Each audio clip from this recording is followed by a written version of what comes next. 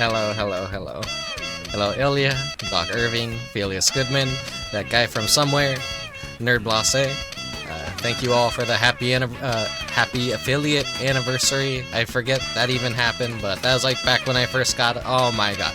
As you can see, we kind of have a little bit of an infestation at the beach today.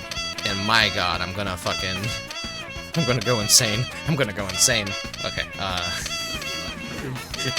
all these Kiwis just kind of showed up out of nowhere. Okay. The crow will join me today. The crow doesn't like being around so many other birds. It's got a little bit of anxiety like me, I suppose, when it comes to being around large groups of people. Okay. Thank you for the redeem. And speaking of redeems, yeah, the Kiwi redeem is, oh my god. It has no cooldown, pretty much, and it is cheap as hell today, because we are playing Jumping Flash for the PS1, which is a game that predates Super Mario 64, and was very, very, very early PS1, and oh my god. It's getting worse, it's getting worse. Okay. It predates Super Mario 64. Oh my, this is gonna be a real test of patience. It predates Super Mario 60. Oh god, I can't fucking think. I can't think straight. I can't think straight. It predates Super Mario 64 by like a year, and then it also had a sequel, Jump and Go, that also I think predated Super Mario 64. They kind of like came out very close to one another, and yeah, the game's got some very interesting origins too. I don't know the name of their previous game, but it was basically kind of like the Jumping Flash prototype. And then I guess they also had like some famous CGI, or at least underground CGI artists in the 90s working on the character designs for Jumping Flash. There was a second game, of course, and then a third game that never left Japan. That was a complete style change. Oh my god. Fucking Kiwis, be quiet for a second. Oh no.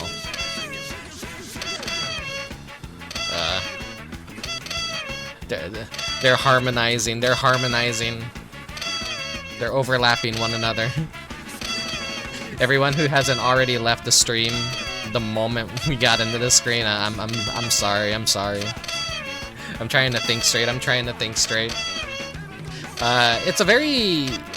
It's a very quick game. It's kind of like you blink and you miss it. You could beat the game in a flash.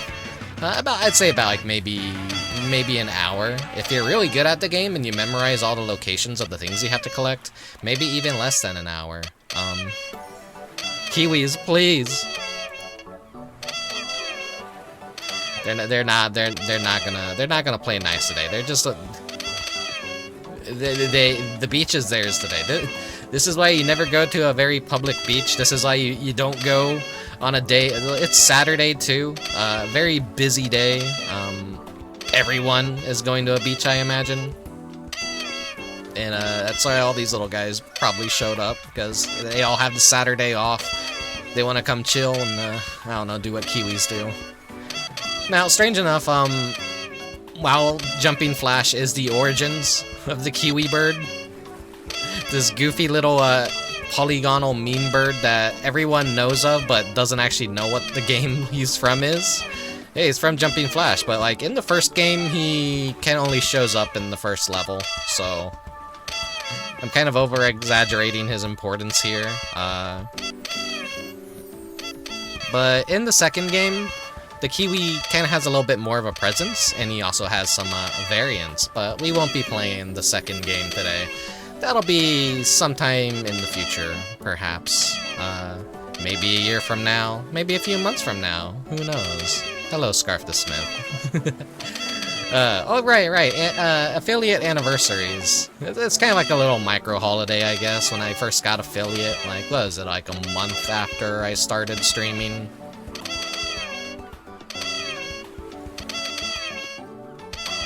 So that was, I guess that's a pretty big milestone, because a lot of people struggle to reach affiliate, but I guess I got really lucky. Hello. Oh my god. The crow. Have your migraine medicine on hand. You're probably gonna need it after this stream. Depending on how crazy you all want to be with the Kiwi redeem, the video game segment might be a little bit intolerable. It's not gonna be as bad as this, what we currently have going on. Yeah, hello Mobile Suit Grundle. I really need to like mess around with things one day, so I could just have like a little redeem pop up. Kind of bummed it doesn't do it with like the chat window, but it's a lot of technical stuff to set up, and I am the laziest bastard. Today was a very Kiwis, please. Today was okay. That actually quieted some of them down, but today was very gloomy and overcast for a summer day, which was weird. But it was also very like muggy, humid. It's like it wasn't a pleasant kind of overcast, but there was a little bit of a breeze, which was nice. And god, this is like how you could tell I'm such a fucking old person, is when I just start talking about the weather when I start a stream, because I don't have anything more interesting to talk about in my life. Anyways, I was gonna do the stream at like 4 p.m. I pushed it back like to 5 p.m. because I was feeling a little bit groggy. I was feeling a little bit tired. I needed my old man nap, and yeah, here I am now. So I'm gonna like start playing Jumping Flash, because I am going to go fucking insane if I have to talk on this screen. And god, more of them started pitching in. God damn it. See you guys in Jumping Flash.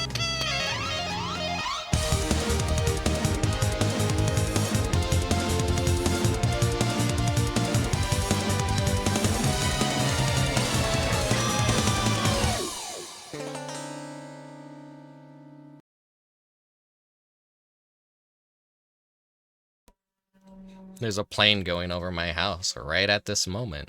I don't know if you could hear it or not. I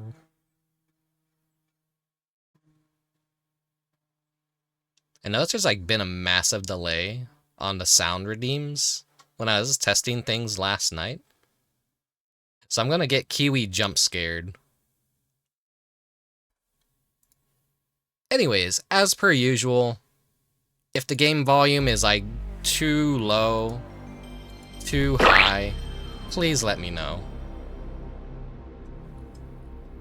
And I will adjust things.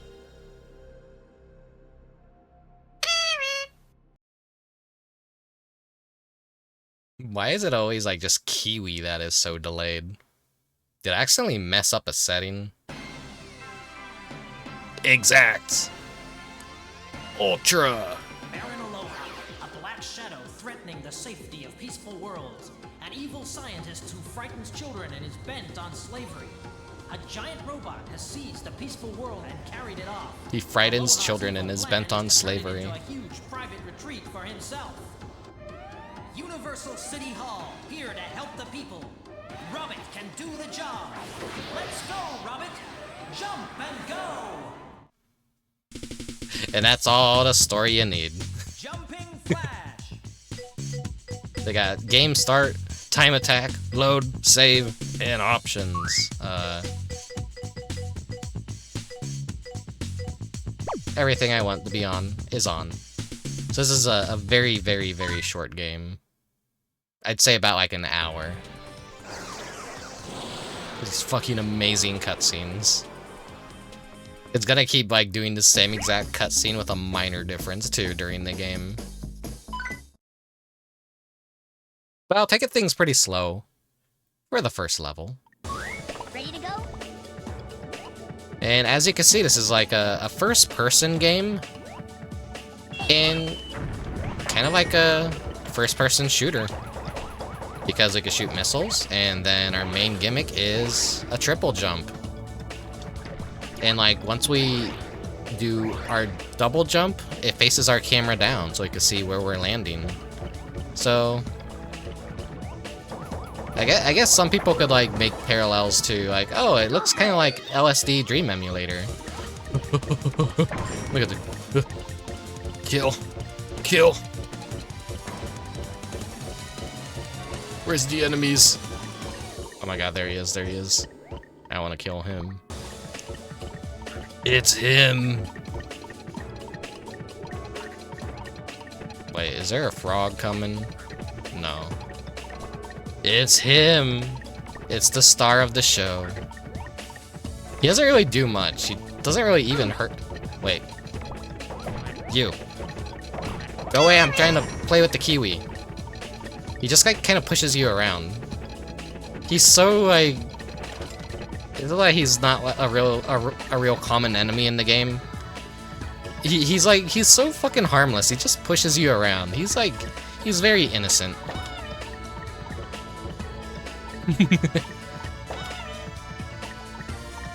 Yeah, Kiwi.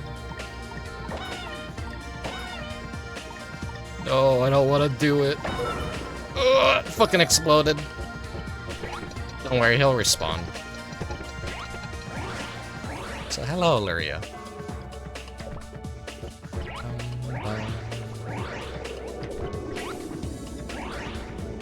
So we want to collect these little pods right here. They look like carrots. And that's like the entire goal of each stage, is just a lot of platforming, find these carrots, and then make it to the exit.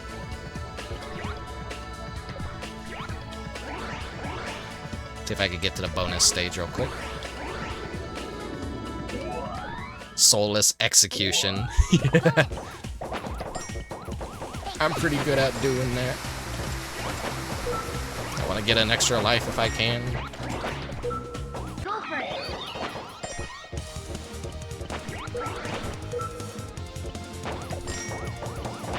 The Kiwi is fine, he's not permadead.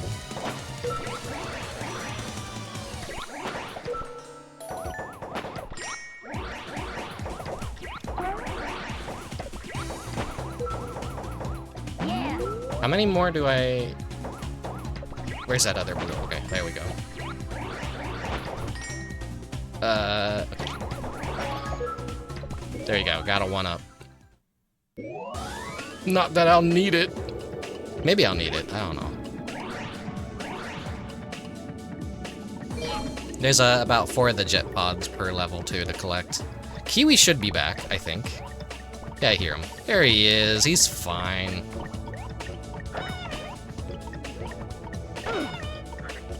Fucking frogs. There's a lot of really goofy enemies in this game. Kiwi is just the most famous because he's so simple. He's such a beautiful specimen. There's another one over there. That one can kill you though.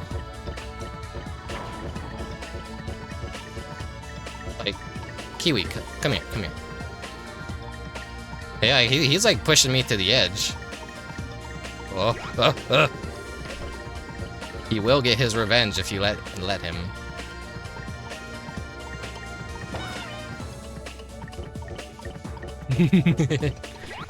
Is the game volume okay? I know PS1 games always kind of... They're really loud.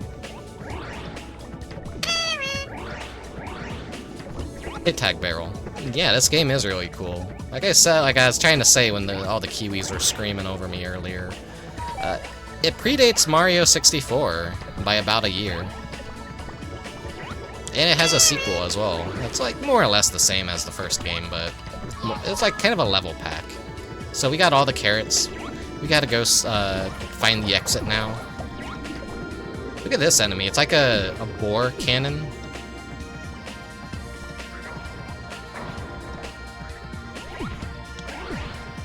So, not only do we have the missiles, but jumping on stuff actually hurts it as well. Levels are perfect? Okay, thank you, thank you. All right. And we kind of use our shadow to gauge where we're gonna land.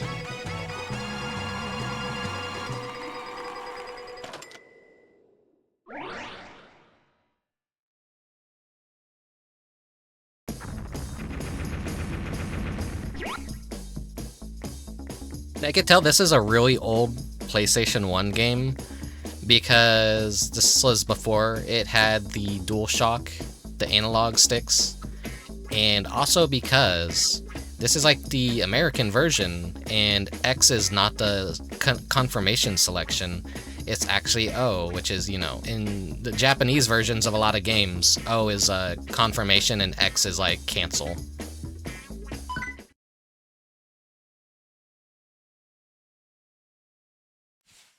And then it also had one of those like very long rectangular plastic cases that a lot of early PS1 games had before they switched over to the fancy jewel cases.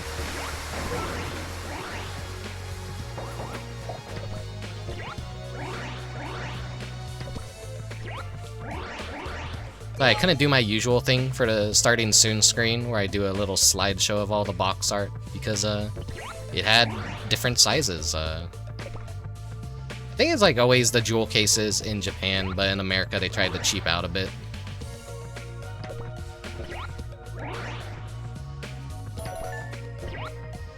So the exit is all the way up here.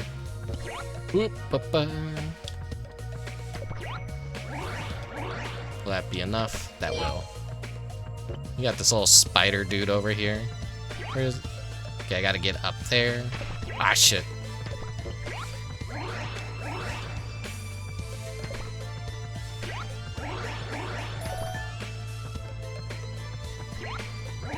I imagine people that get motion sick won't like this game too much. But me, I'm just fine when playing it.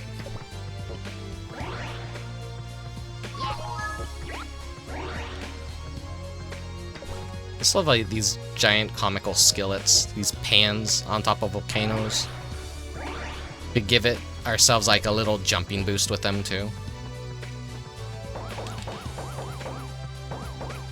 He's spitting his web at us. Look at that.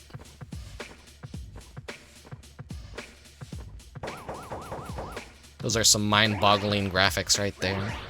Speaking of that meme, someone just like made an edit of that and put the Kiwi with a paraglider from Jumping Flash 2. The original one is like, it was skeletons and whatnot. But someone made that Kiwi shitpost, and I think that went a little bit viral. And so everyone, like, whenever they see the Kiwi, they think of that meme. But it's like, no, that's not real.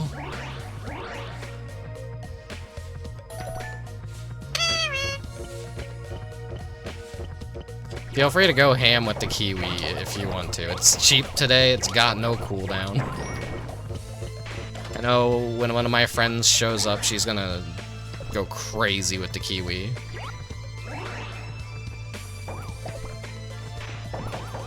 You guys might have like a solid 30 minutes of Kiwi redeems if she dare shows her face at a stream.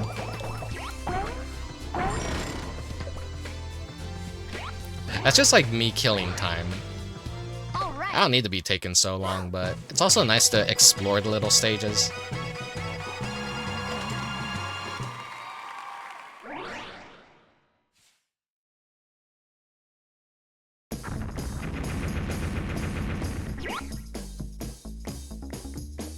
If I press X, this shows up instead. Retire game? No, no. So that's what I was talking about, like, with the X and the O confirmation and the yes and no, basically. Oh yeah, here's our first boss. Big-ass dragon. Ah, damn it.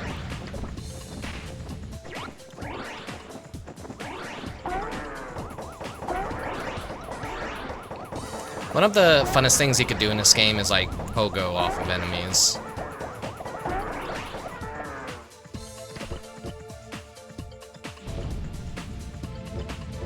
He's nearly dead, but like just look at this guy, appreciate him.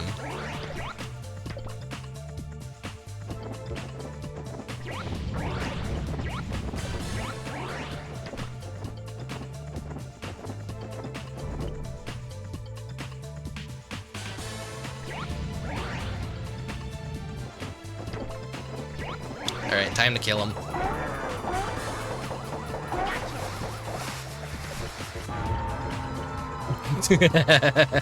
He just starts spinning and explodes.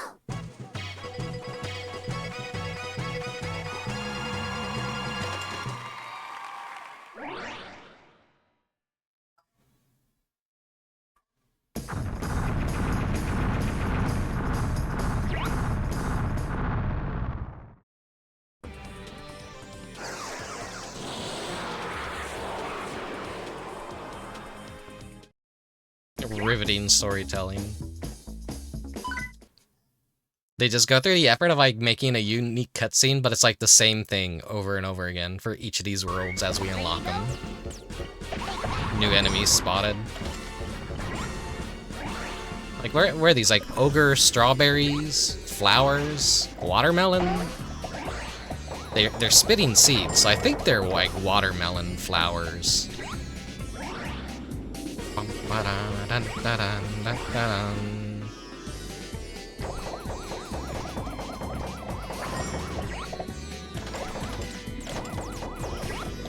I want that. Free time.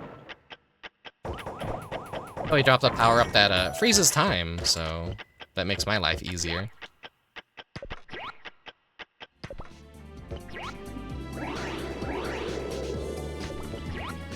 Oh yeah, we got new enemies too.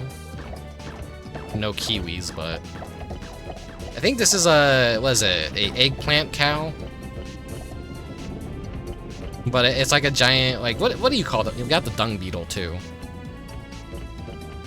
He's coming for me, he's gonna get me, he's gonna get me. He's rolling around, oh my god. Yeah, he rolls around a little bomb too.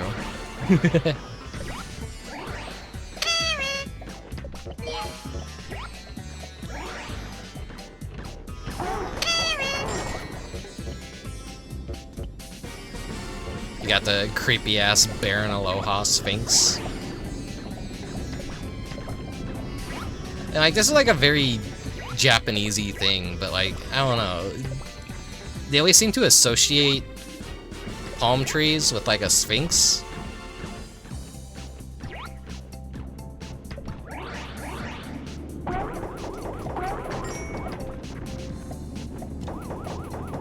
I'm playing, like, trash on purpose. Look at these pelicans. I forget the name of the show that, like, the 3D designers worked on, but it had a lot of, like, really early CGI stuff. And it's like, it's really just cool looking at that kind of thing. It has a lot of soul behind it.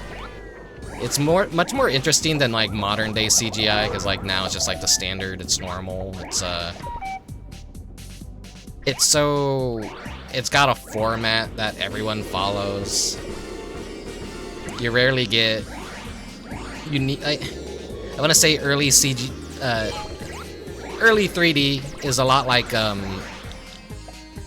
papercraft and origami. You had to use such basic shapes to convey what you wanted to show. These guys are always so tricky. Because they could actually shoot up at you. We have one more left. And of course, we have to have Maui's. Give me that. There we go. All my health is back. No more annoying beeps.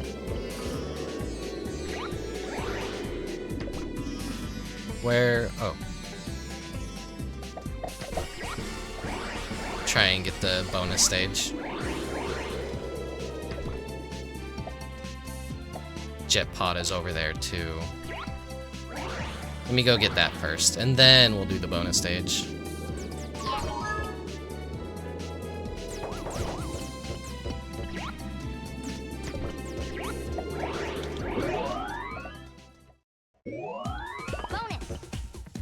This is a really mean bonus stage because they hide some balloons right behind you. So you could like go through the entire stage and then completely miss this. And be like, wait, where's the final 3 balloons? It's like, oh, they were right behind you at the start, idiot. And you're like, no!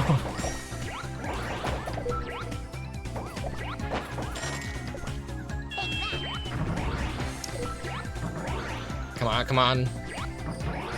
Oh, I'm botching it. I'm botching it bad.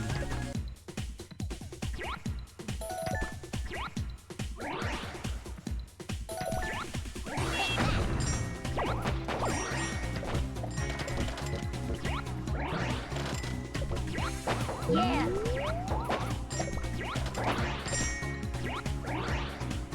Where? There it is. It's down there. It blends right into the green. Oh, hello, Prisma. Thank you, thank you.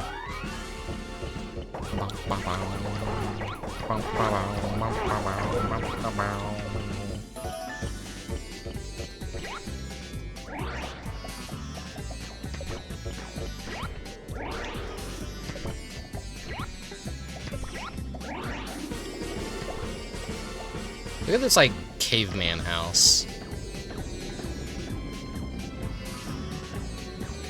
This is like the perfect little caveman house. It's just rock, wooden door, palm tree right in front of it. Here we got Stonehenge for some reason. What the heck, Japan? What were they thinking? All right.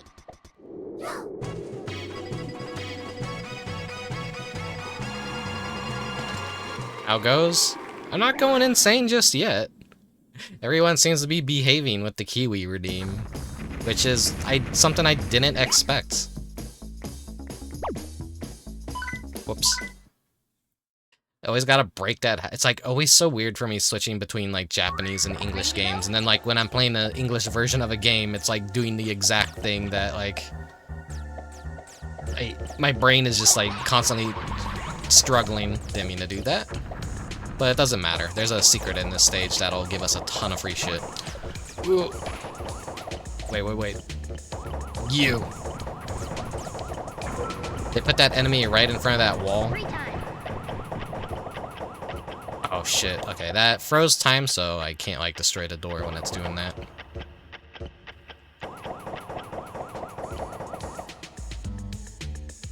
There we go. Doom secret. Yeah. Look at these cute Egyptian gods. We got Anubis, we got Horus, we got Scarab. Who is that? I don't know who that is.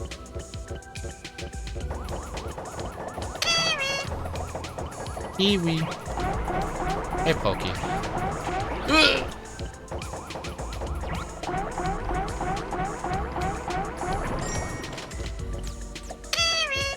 This is like an interesting level because they completely take away your freedom to jump. You have a roof above your head, but it kind of like creates a nice contrast of a first-person shooter dungeon crawler, very Doom inspired. I don't want to go down there just yet, actually.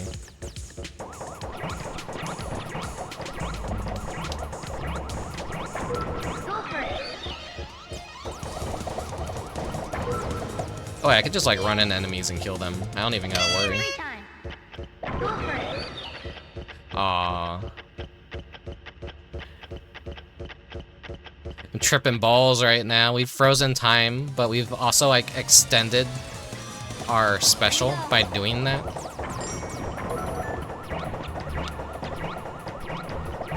So if you manage to get the time freeze and the power up, the power pill, whatever it is.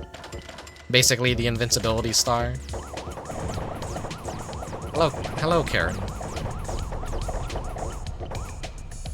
There we go. We got the payload right here. Wait. Great. Grab Go for that. it. Free to go. Go for it. Kill everything. Free time. And I frozen time too.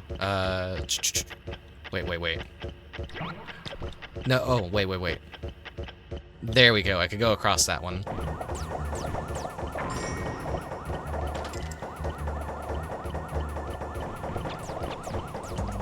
It is really a bummer that Kiwi doesn't show up that much. For the like I said, he shows up more in Jumping Flash 2.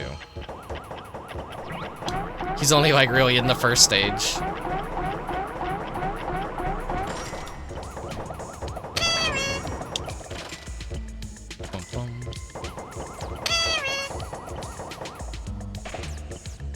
Fucking hate the dung beetles with their bombs.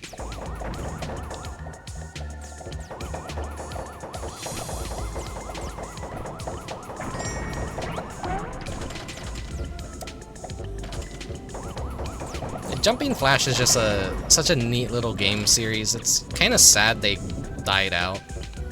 But I guess they died on a high note rather than a low note. Oh. One up. Extra life. What was, oh, the spider got me.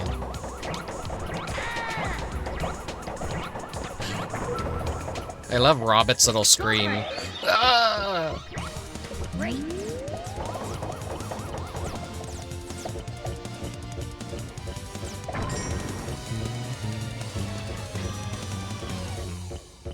Yes.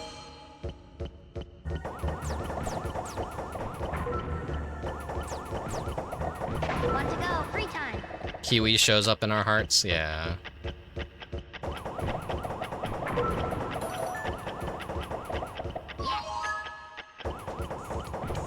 So the maze levels aren't really, like, too difficult to navigate. I know a lot of people don't like the maze levels, but I don't really struggle with them. I think they're decently spread out, that they make sense on where you're going and have, like, a certain flow to them. Want to go? Just not being able to jump high is what kills it for a lot of people.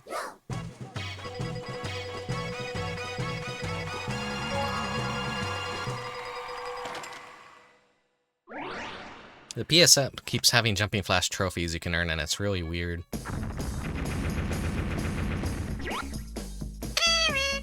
I don't know what the PS app is. Is that like a Sony thing that they're doing? Sorry if you hear a clown horn outside, but there's a guy that drives around his like little fucking snack cart, and like he's like the ice cream man, but like for Cheetos. He just like rings his little horn, and like he's going through my street right now. He's honk.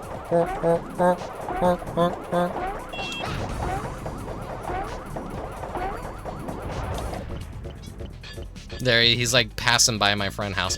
He takes for fucking ever to get through my street too. The clowns are in town. Am I in Mexico right now? I mean, probably.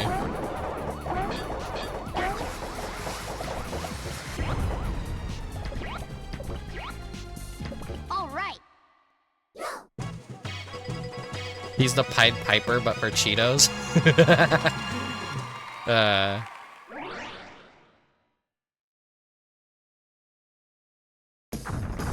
That's another thing that's like happening over at my shopping center too, is I saw like a bunch of bootleg like Sanrio and Pokemon plushes. There's like a horchata vendor. Is that how it's spelled? Or how it's pronounced? Horchata? They set up during the weekend and they kind of treat the parking lot like a little flea market, which is like only during the weekend too. Ready to go? Yeah, now we're at a amusement park. I had to go to work today to fill in for someone who had something come up. So I got a little bit tired when I came home and took that nap. I was like, no, I'll be ready to stream by like 4 p.m. 4 p.m. rolled around, I'm like, I need to wake up. I need to wake up. I had to delay the stream like an hour because I was just so groggy feeling. Today's like just like a really gross feeling day though. Great.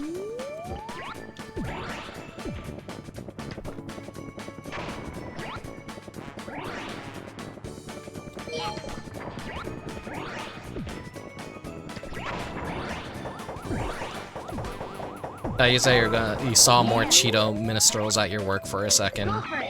No, that would have been funny though. Like I said, like the parking lot is being treated kind of like a little mini flea market. I don't know if they like are allowed to even be a vendor in a flea market like that in a shopping center, but they just kind of do it anyways.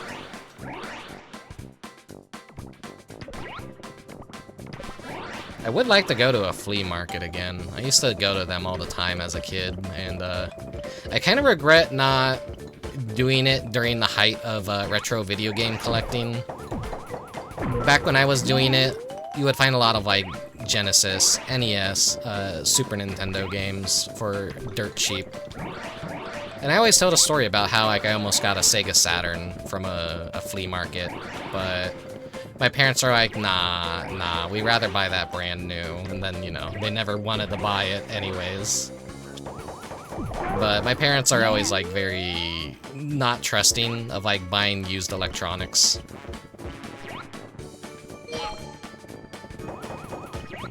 Which kind of like passed off onto me.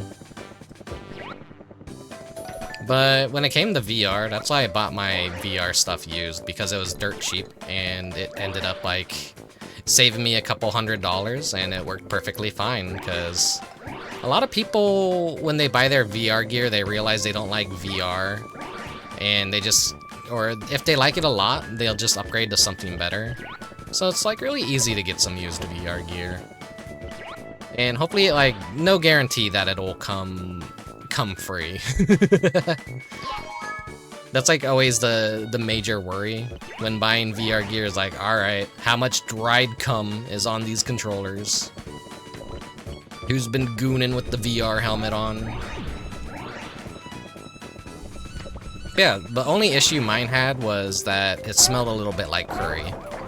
But after a while, that smell kind of went away, so I was like, good. I could deal with that for a while. Not a huge fan of curry stink. All right.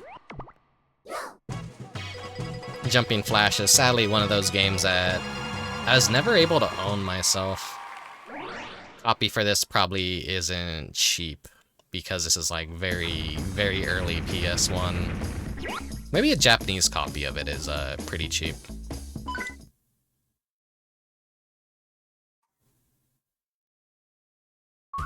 Ready to go? Pokey, look at this frog. It's got a crown.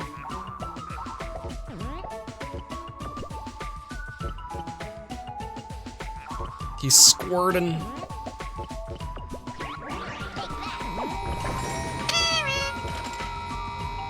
Just shoot my piss beam at it. Okay. We also have some giraffes too. They just like shoot lasers at us. But this is like one of my favorite monster design tropes, is just like give it long legs, make them all stripy. It doesn't know what to do because it like can't get a good look at us to shoot its beams. So like using like patterns and like making things look toy-like is always very fun when designing monsters. Which I always like bring up Okage Shadow King. They do that a lot with their creature design in that RPG. And I really fuck with that. I like it. I like it. Yeah. When it comes to RPGs, I really like monsters that... You got like a syringe fly right here. I like when monsters are very unique and they look more like toys, or they're not just like random animals and whatnot. I don't know how to explain it other than weird quirky stuff is like really nice.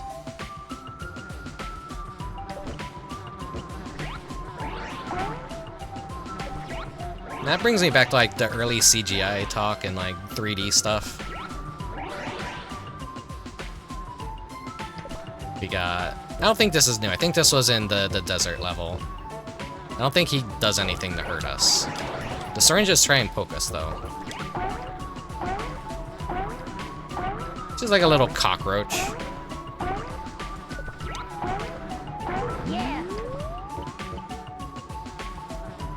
I should actually start playing this level.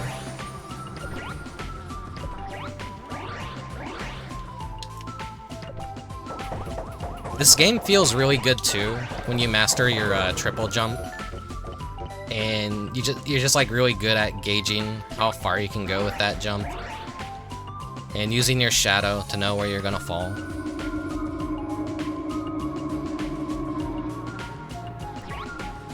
Free life.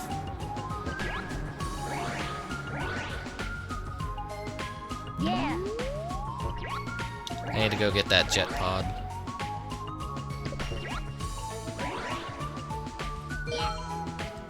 Jump! There's another one over there, so I'll come back to this. Oh, right, the crow. Crow, I forgot about the poor little crow. Come here, come here. Okay, there he is, there he is. I wish that were a little bit automated, because sometimes I do forget about the crow.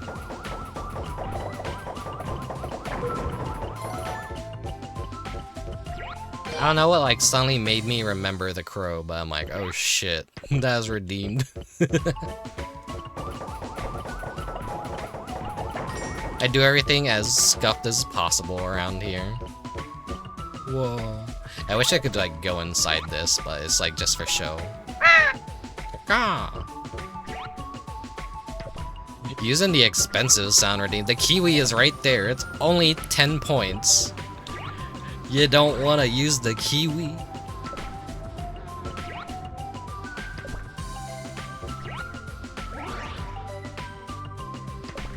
Not doing this in the sequence that the game probably wants me to do it.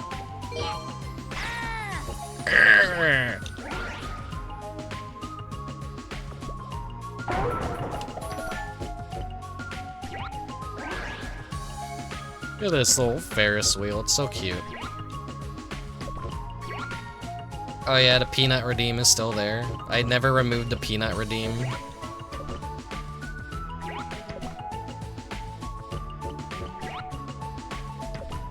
You have 18K. It's surprising I even like stream enough for people to have any amount of points. So I always like fear introducing a new redeem at some point. This is like pushing me forward. I have to like just like small jumps, small jumps, small jumps. There we go. It's just a never-ending loop here.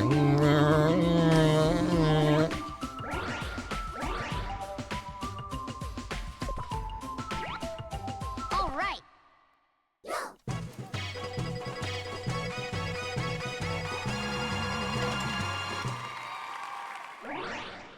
What was I saying? What was I saying?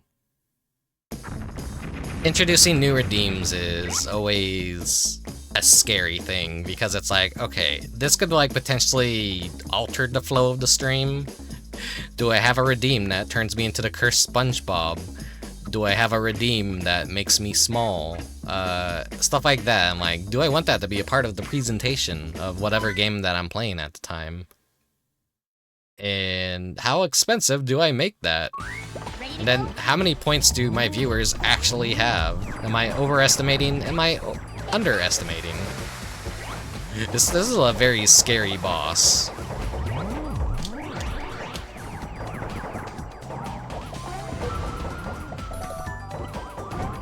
This weird genie clown in teacups. Free time. Oh, that wasn't really a good time to do that.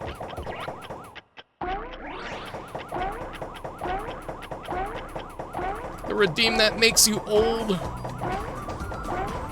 I don't need a redeem for that.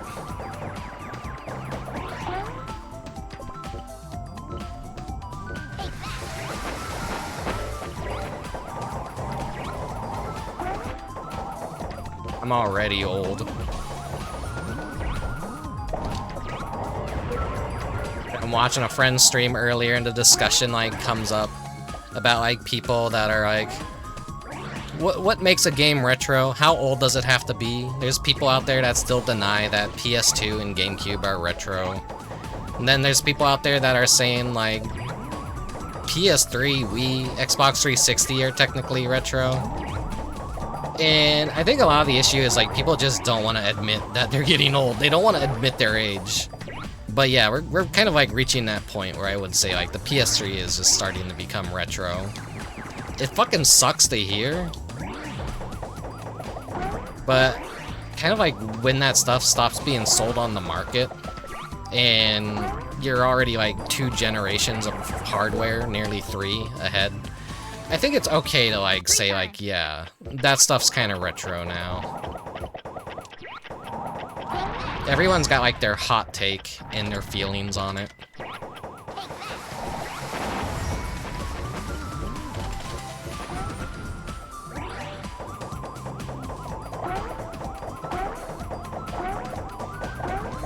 There was the switch from digital to analog. That also kind of helps differentiate retro from modern games, but you can't really say like some of these games are modern. A lot of games from the PS3 and 360 era are getting like remasters now, which is yeah, I never like pointed this out, but that's like a giant foot coming out of a teacup and it's shooting fucking leg hairs at us. This boss is like one of the weirdest.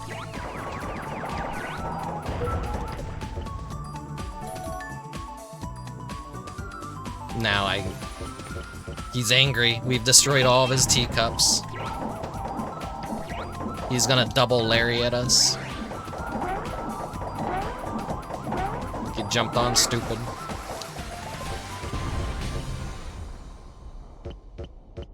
All right. The music ended perfectly right as I killed him too.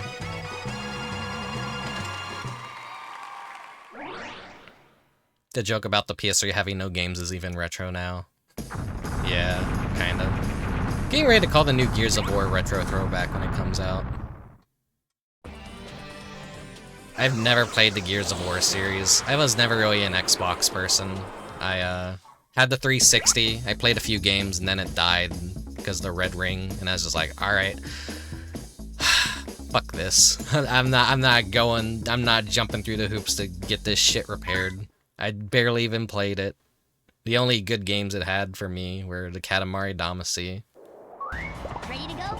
Which is like Katamari 2.5. Well, the PS3 got like the real Katamari 3.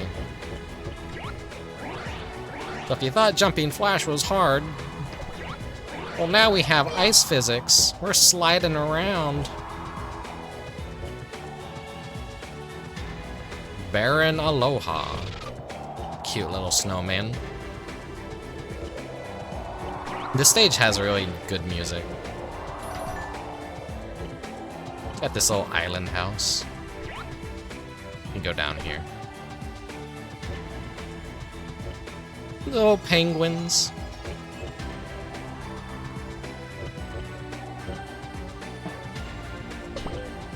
He's sliding, he's sliding.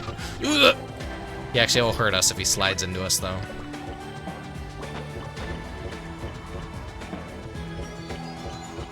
And look at this crab.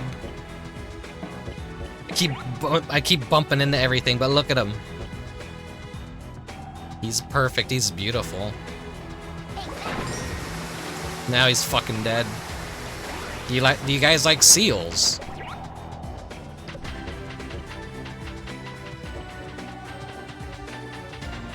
He's clapping, he's clapping. He's shooting stuff at us, but he's clapping.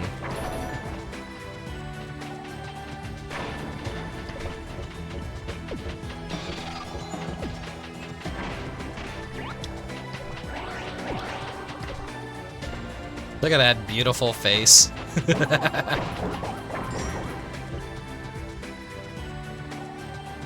Yeah, the cube crab. He's shooting bubbles. I'm gonna die. I need to stop, like, messing around and actually play. But I wanna show you guys all the goofy little enemies in this game. In the perfect timeline, there just would have been a Kiwi in every stage. And you know, he'd have a little Eskimo outfit on. He'd have, like, maybe skis. Just, like, make every enemy in the game a Kiwi variant. That would have been fun. There's more Kiwi variants in Jumping Flash too. Great. There's even a red Kiwi, which is apparently a drunk Kiwi. And when you attack him, he's like, his pitch is like slowed down. Like, Kiwi. Hello, Colchis. Thank you for the raid. Thank you, thank you. Here, I'm playing Jumping Flash today. Let me give you a quick little shot. Ivory State, thank you for the follow. You were doing Pikmin 2, if I am correct, which I know I am correct, because I was lurking for a bit while I slept. And I saw you do the bread bug dungeon.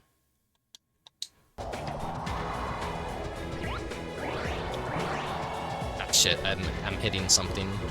We have to progress up here normally. Sliding around on this ice.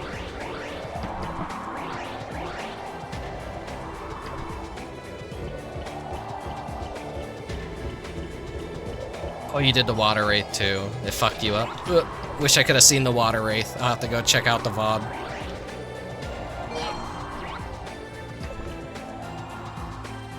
Didn't mean to jump all the way down here just yet. I see like the little bonus over there. I want to kind of go for it. Oh, okay.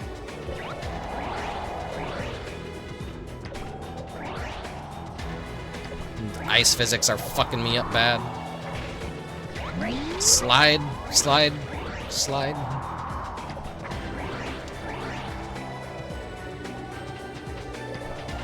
Where the fuck is that bonus loop?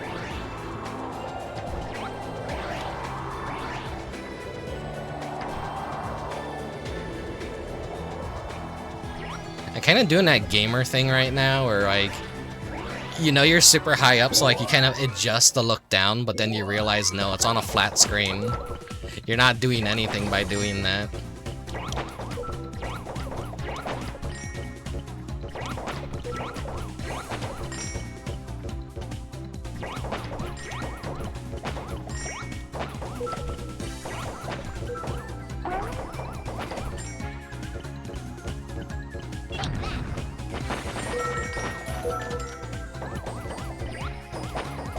Let's see, can I get that?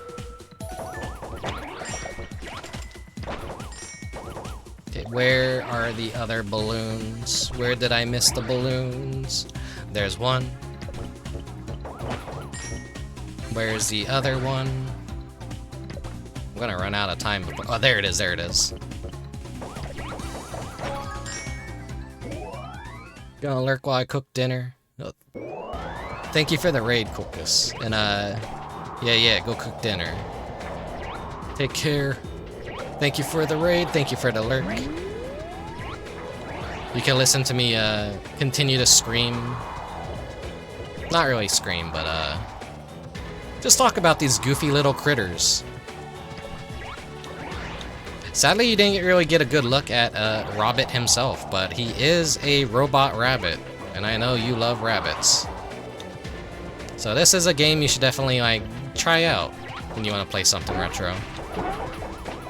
If you don't get, like, easily motion sick, though. This game is going to be, like, a hard sell to a lot of people that don't do well with, first person and a lot of, like, movement.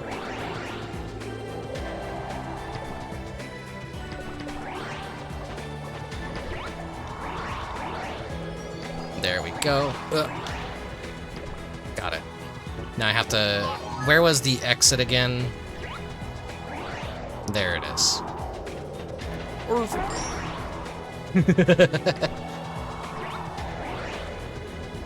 I think the higher you are, the more damage you do to an enemy when you fall on them.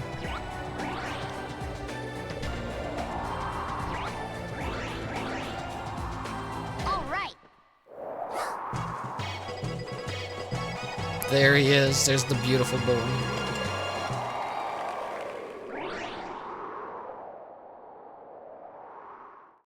What's with the confused emote? Did I just say something weird?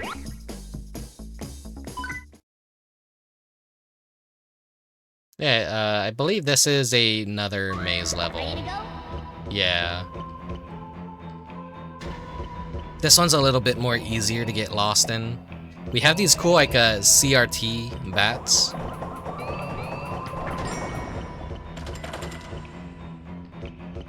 We got the penguins again, which they're a little bit more dangerous in this level, because they can actually slide around.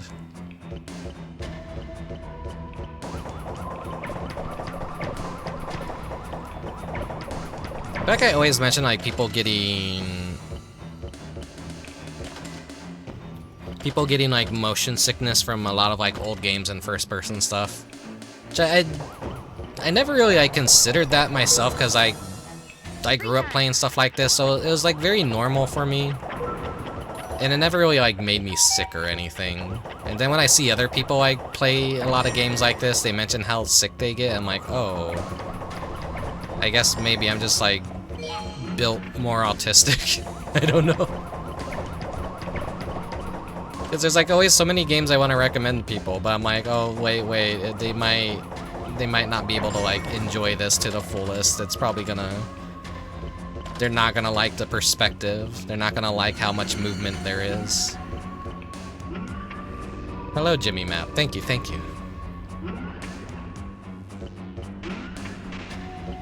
What's hitting me?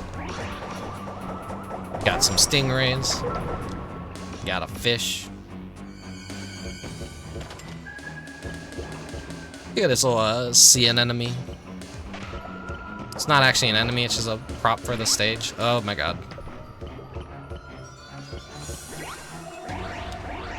Let's actually have some free space to kind of jump around. Freezing time does show me where some stuff is on the map.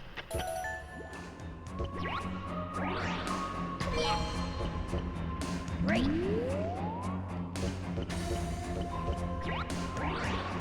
Oh my god. Is that the Ark? I think it's just a generic pirate ship, but I wouldn't put it past them to put like the Noah's Ark in here. Because they've put like Stonehenge, they put the Maui statues, they put the Sphinx. It's like all kinds of like goofy little mythical things and mysterious objects.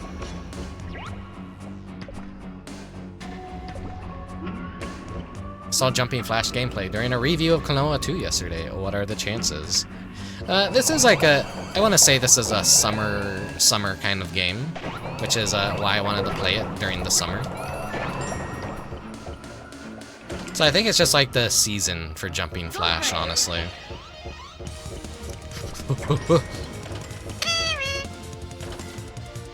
This is where you start getting a lot of like branching paths.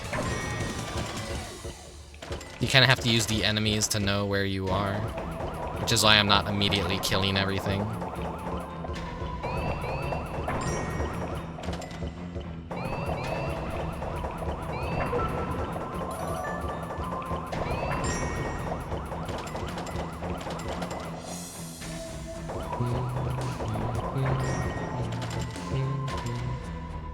It's like the scariest music in the game. It's not really like scary, but like I imagine like somewhere out there's like a full-grown adult like, when I played Jumpy Flash when I was a kid, when I got to this level, the music scared me so bad. I had to put the controller down. I couldn't play it anymore.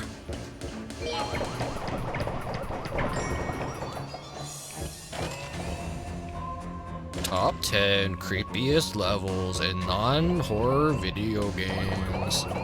Number 1, Jumping Flash. Or 2. You think a kid made it? It's not that hard of a game.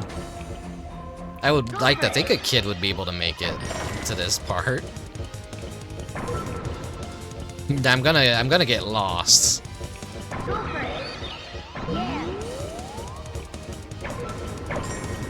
Okay, this is the start, so I'm gonna like have to redo everything, I think.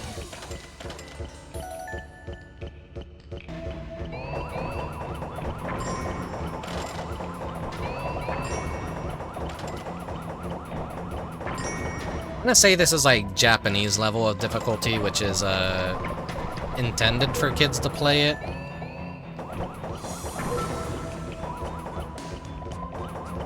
Whereas, like, what I mean by Japanese level of difficulty is they would always inflate the difficulty for American releases because they didn't want people renting games.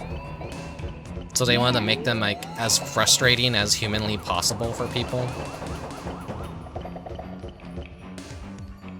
So we know we're in a different room because we got the penguins here instead of the TV. And oh my god, here we are, we're back to the Ark. Whoa, but we're in the water tunnel. Whoa.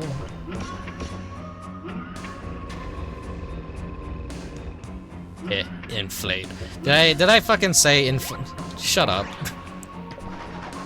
I don't mean it like that. Fucking freaks.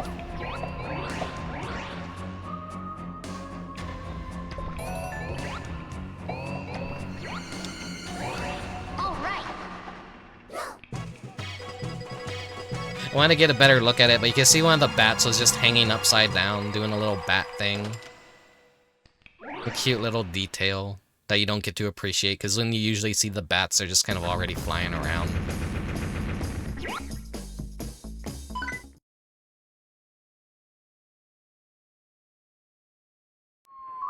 Ready to go?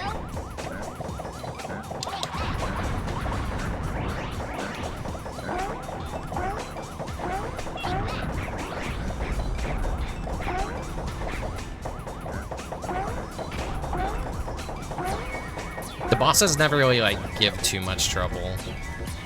They're all fairly easy to just, like, jump spam and avoid. And then, like, if you have a special projectile, just, like, throw it out at them. Just do a ton of damage.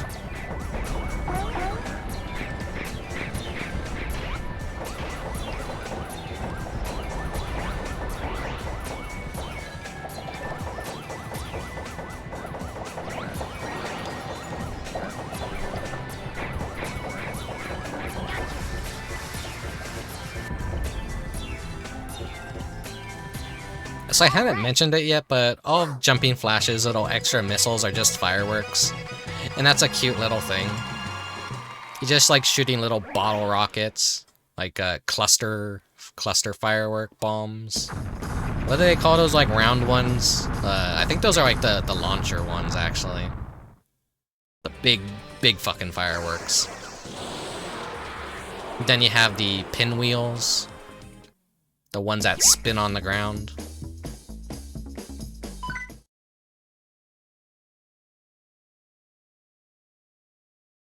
Every other stream will just have accidental inflation. The math just works out that way.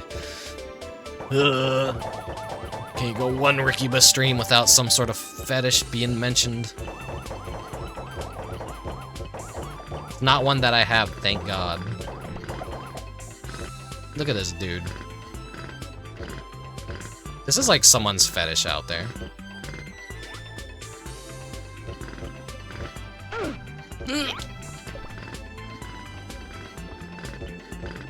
Some dude that has no lower half riding around on a jackhammer.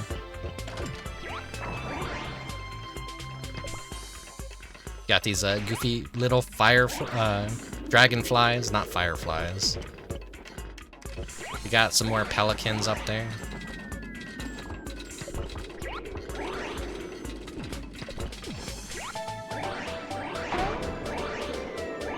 It's a very zoomer take to think like a lot of old video games are creepy because of the fog and the draw distance. Though I can kind of agree in some places that, like, yeah, there's a little bit of an eeriness, like when you look around and you can't really see much. That's like just a way to unrender a lot of stuff and hide it so that the game would actually run.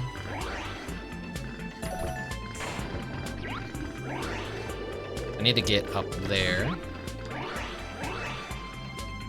Getting jackhammered.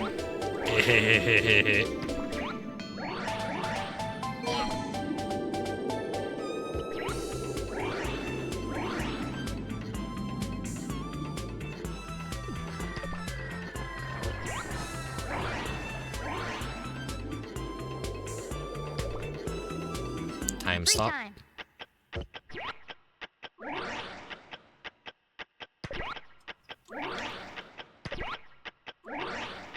Go for it. Power pill.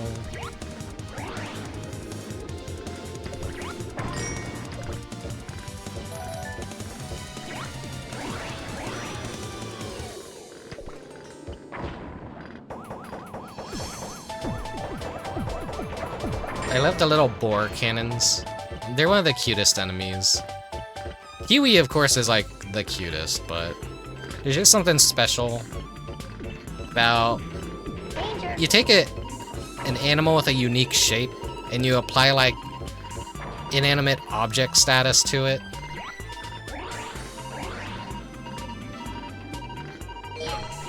That's what makes a lot of low poly graphics and enemy design in this game just work. 'Cause they all look like something. Hey, this little bug looks like a trampoline or a radio. I'm gonna fucking die. I'm gonna die. Here. I just love that little death animation, his little scream. He's ah! In the sequel, his voice sounds a lot more like gruffer when he falls, which is even kind of like funnier. Like he's got a little bit of a high voice in this game, but in the sequel, he's like more his balls dropped. A PlayStation is capable of mind-boggling effects. That it is. The original article that said that had a picture of skeletons. I wish it were the Kiwi, but that's just someone's little meme.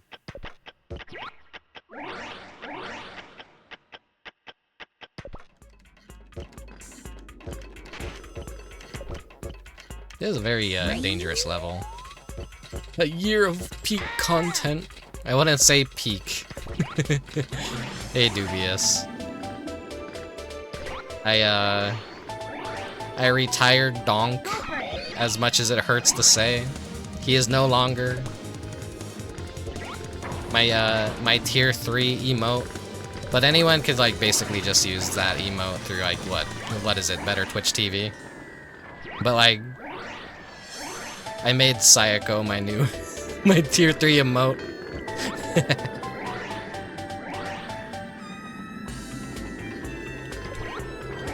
Where the fuck are those pods?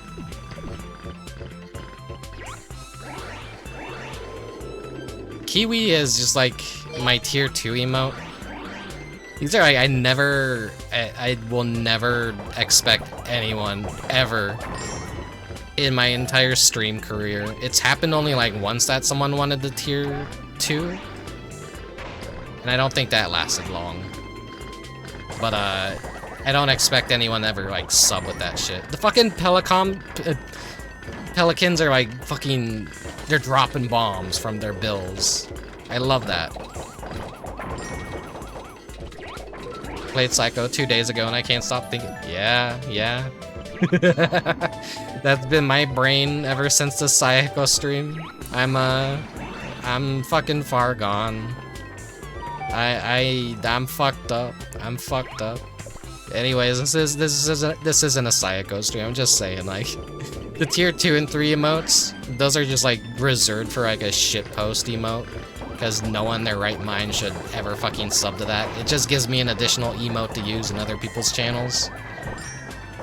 If people are gonna give me shit over playing Psycho, I'm gonna show up to their streams and I'm gonna fucking post the Psycho emote just to remind them.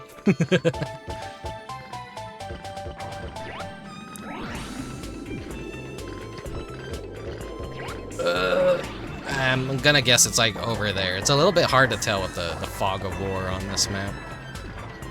The fog of war and jumping flat. Ooh! It's a moving platform.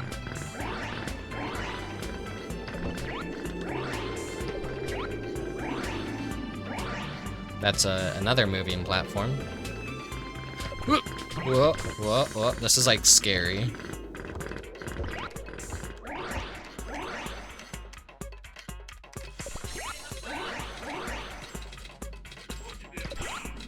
The vocals and the music scared me for a second. Wait, is there someone outside yelling? No, those are just like immediately in my ear. Okay, this is a very dangerous jet pod to get. I want that health though. Okay, gimme.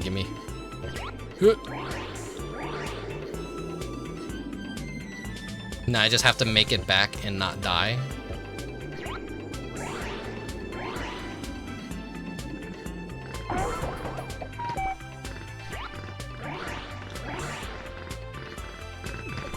You thought someone was outside too? Yeah, yeah. Sony was really showing off that CD quality audio. That stereo.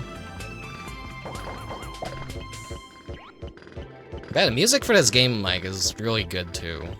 Really good soundtrack. A lot of really good everything.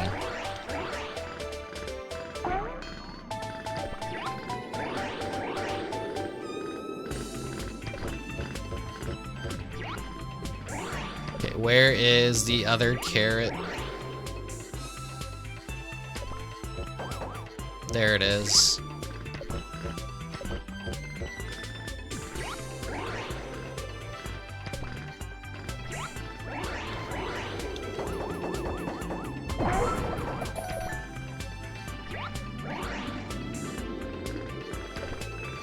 Still need to brainstorm more emote designs. Yeah, me too, me too. I feel like my emotes aren't really, like, good. Like, maybe there's, like, the ones that I actually made an effort to draw and make unique, and then the ones that I made for, like, my thumbnails that I just, like, repurposed into emotes. Free time. The Demolition Girl one, which is just me with that little shitty fucked up gremlin face. That's like the most popular one that everyone loves. And I'm like, damn. I peaked with that emote already. And then I got the little wobble ones because like those are already animated. I got the animated emote slots too. Why not? They don't work the best that they could work, but I don't think anyone will notice unless I point it out, but the slime wobble, the little top of the circle gets cut off, unfortunately.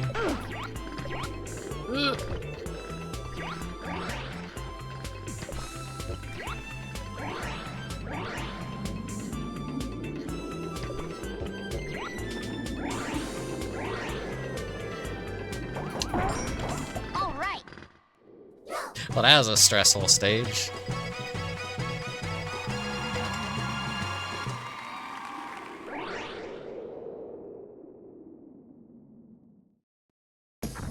The wobbles were just like something I made like before I started streaming because I'm like, oh, you gotta like kind of have animated things somewhere on your starting soon screen so people are aware that it's like kind of still going and that like their stream didn't freeze and whatnot. Here we go. Here's the Cyberpunk City stage. When I good look at that billboard, it's so good. Aloha, super. Look at that fucked up bird. Get out of here. Look at that owl. It's swooping. It's big. It's scary. That thing's huge.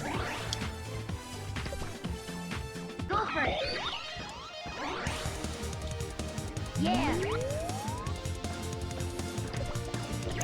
When I admire the billboard, I don't even care that I'm wasting the super right now. Look at that. Giant animated crab sign. What's shooting? Oh, the eggplant cow is shooting at me.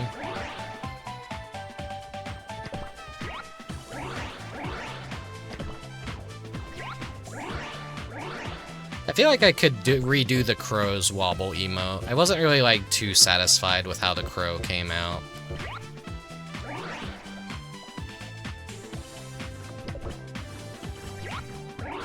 But like learning to animate within Live 2D, which is what I like. I'm very scuffed when I make things because I'm dumb. Learning new programs is always like really hard for me. I took what knowledge I made from making the model and was able to kind of like apply it a little bit to the animation, but then I still couldn't make sense of like some of the other stuff. But I was able to like make the simple wobble emote.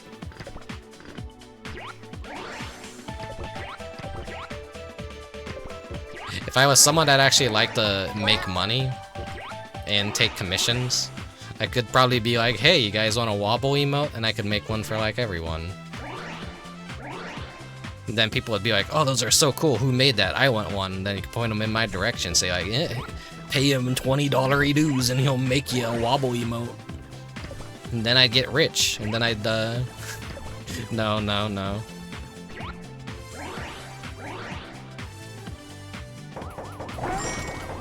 I hate money. I hate taking commissions. I've, like, only ever done, like, 1 or 2 commissions in my entire life, and that's about it. They're too stressful for me.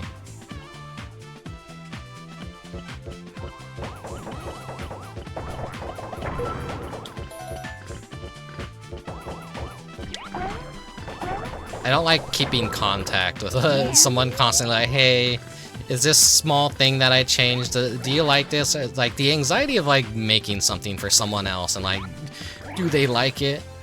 Do they not like it? I better email them. I better DM them for, like, the millionth time and ask them if this is okay or if they want this changed. Like, that gives me, like, too much, like, fucking anxiety.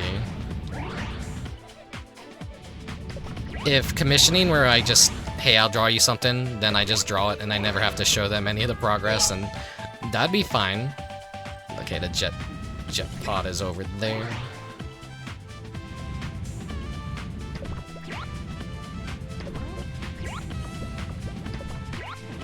Funky mission. Yeah, the guy, that little guy on the sign is a Moo. They play a bigger role in Jumping Flash 2. Instead of collecting the jet pods, we're saving the Moo-Moos. The Moo-Moos did get their own little spin-off as well. Pocket Moo-Moo, which, when Tamagotchi things are like a huge craze, they made a PlayStation game, and then like it also had connectivity with their little PlayStation Tamagotchi thingy.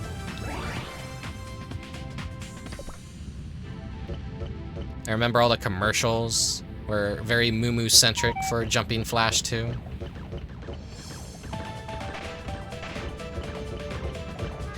Jeans!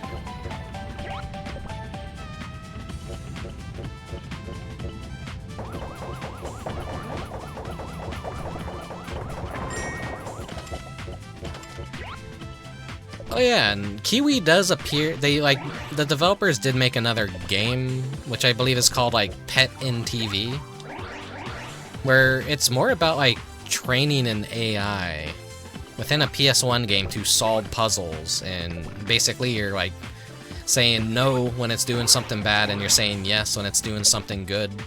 And eventually it builds up enough memory to know how to start auto-playing the stages and solving puzzles by itself, and Kiwi does make an appearance in that game. Let me get somewhere safe real quick. Great. Thank you for the raid, Dragonic Dude. Here, let me do a quick little shout out for you. What were you up to today? You were playing Retro. Oh my god, you're playing Retro too? I love that game. I'm playing Retro right now. VOR. What's VOR again? Acronyms. So many acronyms to remember. Where the fuck is that exit? Wowie, Retro. Oh, exit is over there.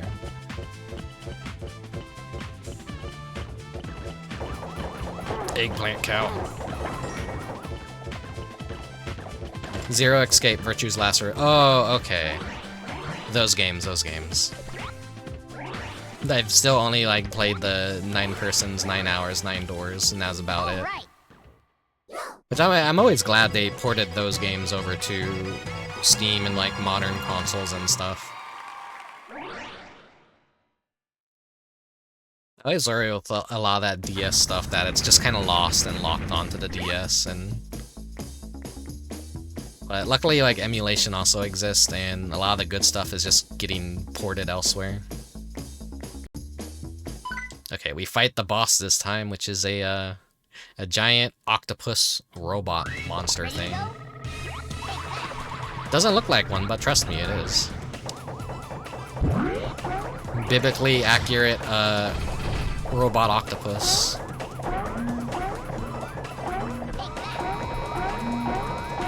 Pissing on it, pissing on it. Ugh. Okay, I took a lot of damage from that. This is gonna be a little bit of a tough one.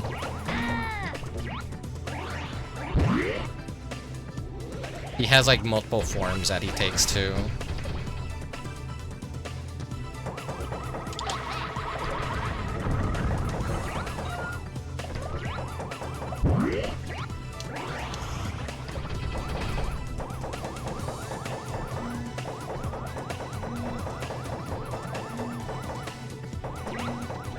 I really just don't want to be near him when he has those little bombs out. Oh yeah, Ghost Trick was like really good. I'm glad that like got ported everywhere, and a lot of people are experiencing that now. I experienced it when it first came out. This is a really fucking fantastic game. And for years I was screaming at people how fucking good it was, but no one could fucking play it. Capcom made like a shitty phone port of it where they were making you pay by chapter, I think.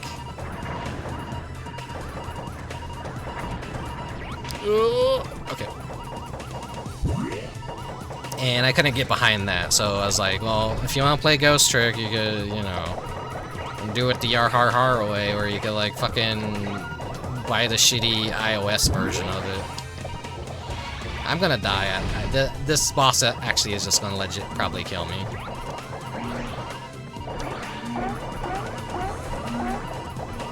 Too bad.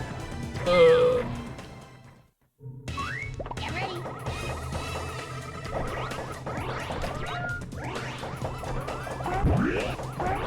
I can still kind of like jump around on it for a little bit.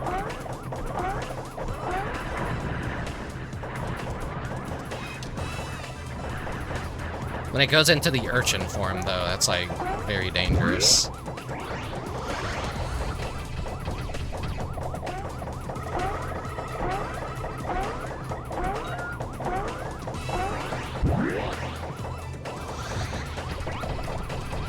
He's gone on to his human form.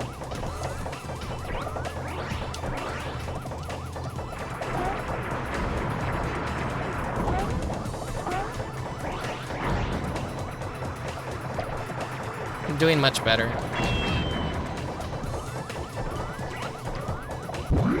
Did I hit him like right as he went into his invulnerability state? Okay, he's gonna shuffle. What's he gonna get? What's he gonna get? He's going into the humanoid form again.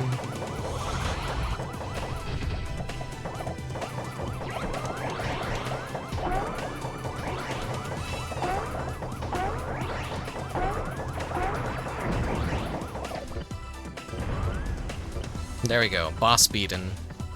All right. Need to get the DS Professor Layton games on the Switch team. Yeah, but level 5 is like very bad with their like just managing everything. I like the Professor Layton series. I've seen everyone been like trying out Professor Layton lately, and that's nice to see. Take a good look. I knew this might happen, so I created this secret machine. Never underestimate the power of science. Our villain, Baron Aloha. So the final world is like just a single world and then 2 boss fights. Welcome to space! You can tell we're extremely high up because the skybox is underneath of us this time.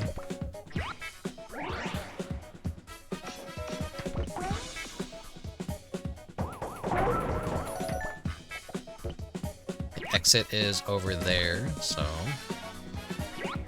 jet pod over there.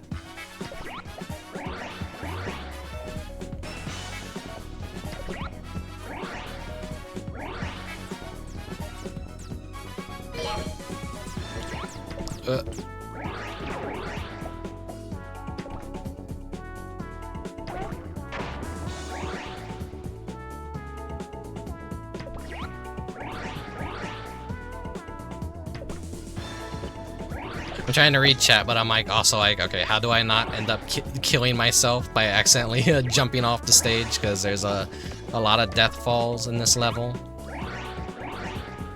A lot of platforming. Did people argue, like, is this a platforming game? Is it a first-person shooter game? It's very unique for what it is.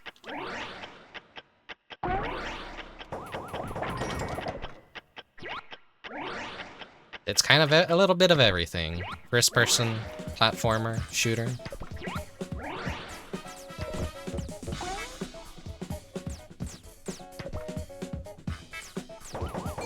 Kinda sad there's not really, like, any substitute for this kind of stuff in the modern game industry. But with the whole topic of, thank you for the follow, Dave ENVtuber. Have a good nap, have a good night. For whatever time it is for you. It's still the middle of the day for me. What was I saying?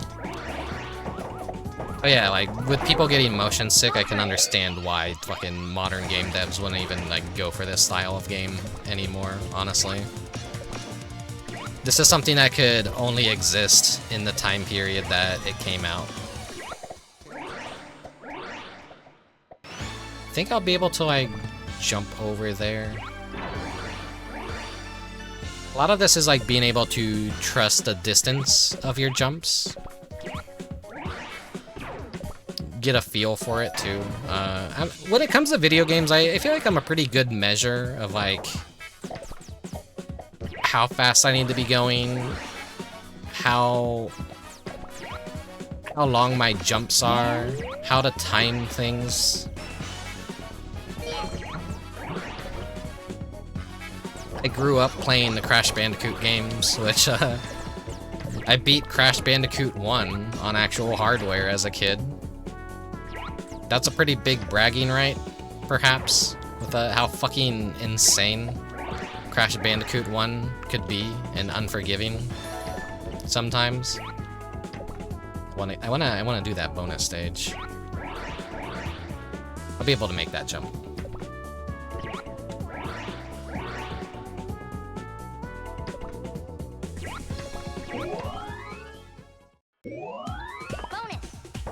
I'm gonna just fucking die at this.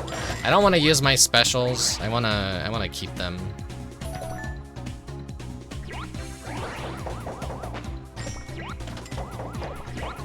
This is like definitely a special stage where you wanna. Watching a speedrun of this game must be like really fun. I don't think I've ever seen a speedrun of it though.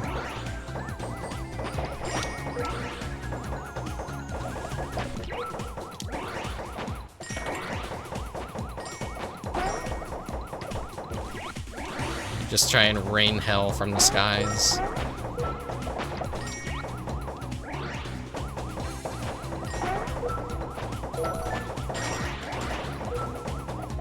Where's that last one? Where's that last one at?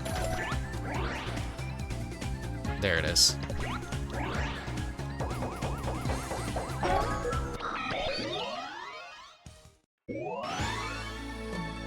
Alright, got a life. Now to immediately squander it as I fall off the stage or do something stupid. I'm gonna just jump over here.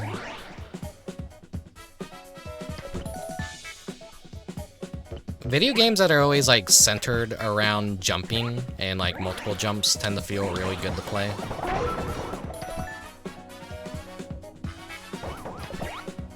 Because if it wasn't obvious, your main mechanic in Jumping Flash is jumping. And you get a base jump, a second jump, and then a third jump. Well, I didn't. You kind of like have to be at the right arc. The moment you start going downwards, you can't really do your jump again. So you have to like kind of like measure the distance of your height for maximum jump height.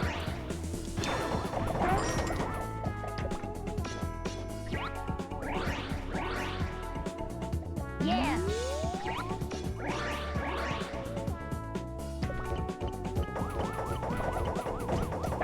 Oh yeah, speaking of the friend who was very excited about the cheap Kiwi redeem and wanted to spam it as much as possible. She hasn't shown up to the stream yet. She's gonna be so sad when when's the Kiwi stream, Rick? You missed it. And she's gonna kill me.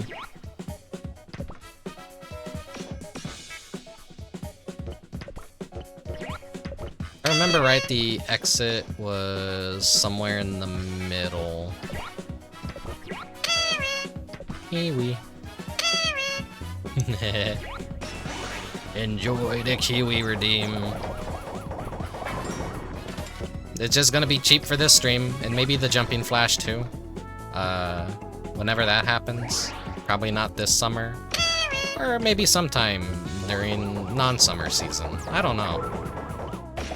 They're both like very short games. Just had to like be very careful right there and make sure I was centered.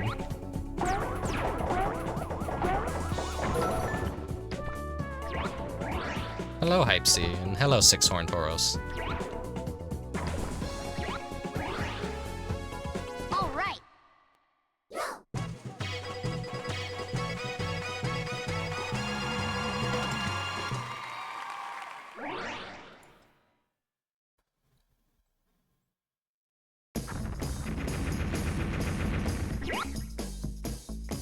We're almost at a giant freakishly floating head. But before that, we have to fight our evil doppelganger.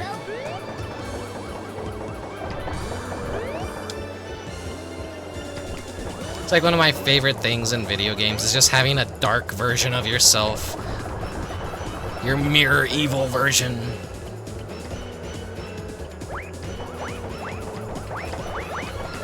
If Colchis were here right now, he would love these little guys. Look at these.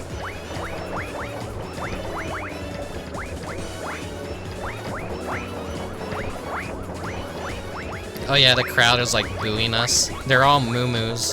Look at them. You can't really get a good look at them. Maybe, no, you can over here. They're just... This is adorable. This is cute. They're all just little animated sprites. Different colors. Simple little texture work. How I miss it. Hit him with the piss beam.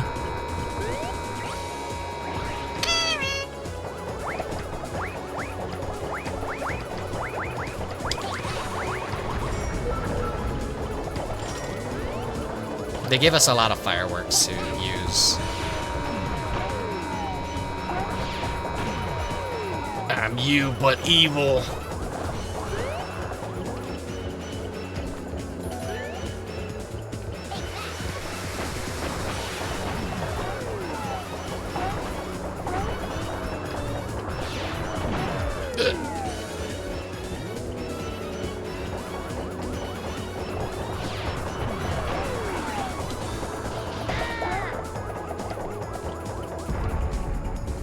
Killed him. He's fucking dead. All right. I think he shows up in the third game. Like he's just kind of like a normal character in the third game, or the third game is like a really weird stylistic change, so it's like hard to say. 1 and 2 came out like very close to one another, so they're basically essentially the same exact game, kind of. Just like level packs before level packs even existed, and a new antagonist. Right? The final battle with Baron Aloha. Ready to go?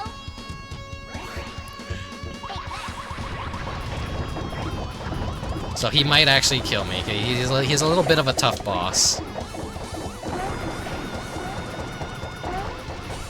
He fires like things from his nipples.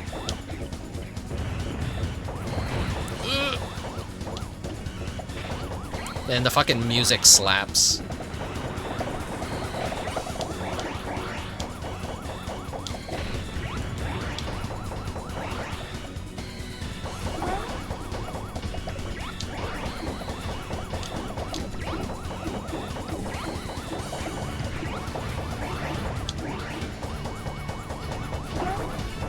I used up all my specials, so I don't have any for this fight. Avoiding the nipple missiles are like hard.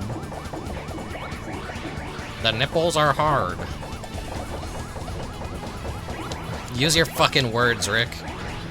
Learn how to speak. I slur my words so much when I stream, it's honestly kind of fucking embarrassing. I'm not drunk. Oh yeah, his body's shattered. He's just a fucking head. I don't drink. I'm never high. I don't, like, I'm always, like, fucking completely sober when I stream. But I probably sound like an unintelligible drunk. Thank you, Genie. Also welcome.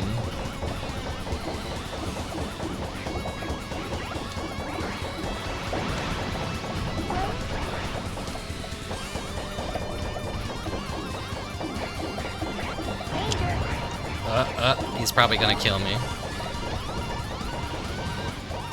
Okay, we're at the final form. Now he's just a spinning alien head. Actually, I don't know like what that's supposed to be. Is like he's just a top? I don't know. I don't think I want to touch him. I think I have to like shoot him. I can't jump on him.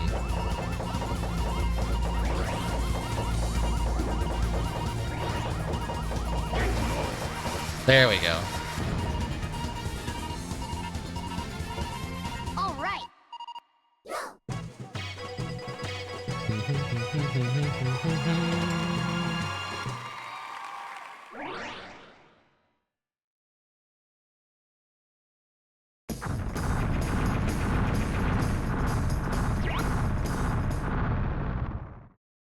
You've only damaged my base slightly. Prepare yourself, Robbit. Now my minions are really ready for you. I, Baron Aloha, am invincible! You ain't done yet. That's not how the moo-moos sound. Game start. Extra 1. Jumping Flash. Super. And so we do have more bonus stuff.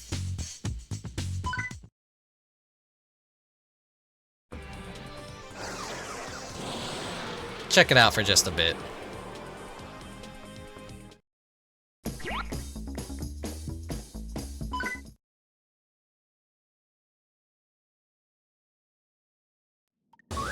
Ready to go? Take that.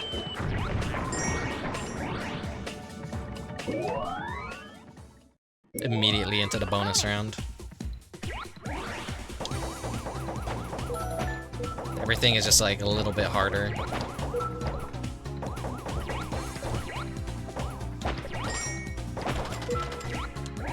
Or maybe I'll just like continue to just keep playing it and beat it again. Who knows? I ain't got nowhere to be. I ain't got nothing going on in my life tonight.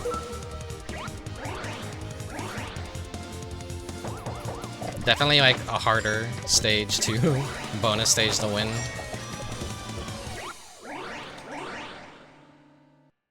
Yeah, I think I screwed myself over here.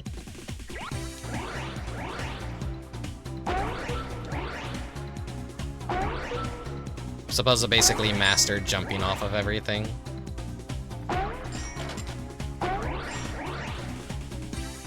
No! Fuck. I think I've screwed myself over. Ah, yeah. I have a bit of a lisp and a stutter, but I got used to it because of sort of fun and using the intercom at work. Yeah.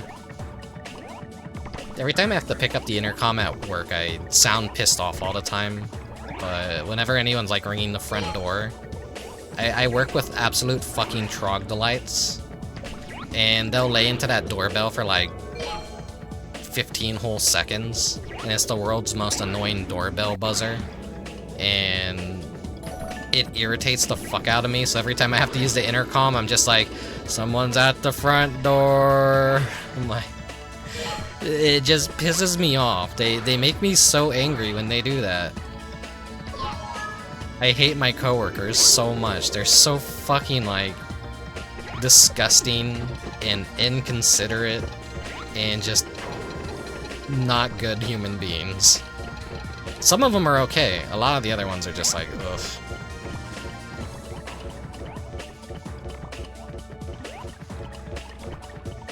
There he is! It's him!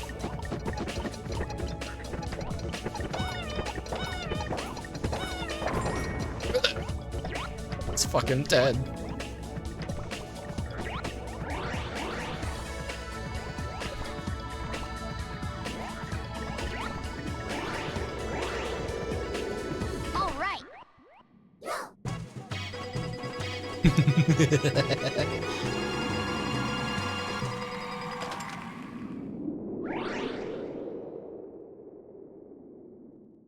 Yeah, my coworkers, I don't think they do it deliberately to annoy me either.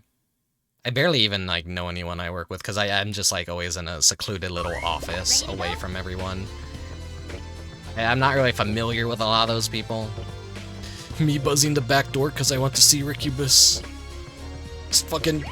Just knock like a normal person.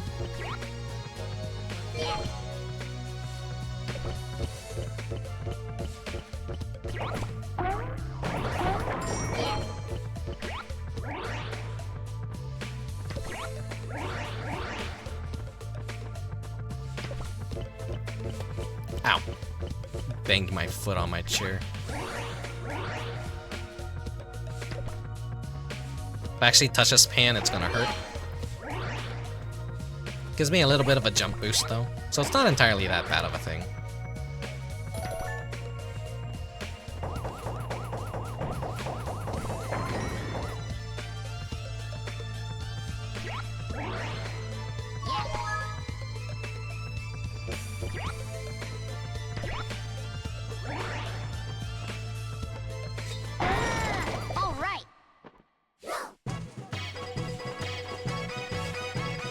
Alright, let me do that take care of yourself redeem that we did during the boss. I was like, oh, wait a second. I always forget. I get so into gaming, as you can tell.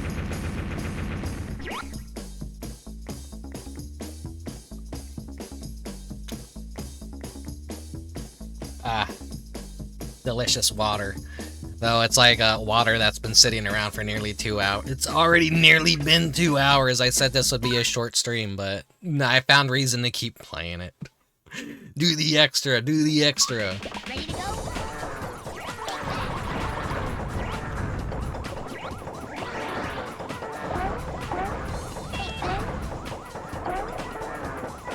Like I'm having so much fun with Jumping Flash. I like just want to keep on playing it, honestly.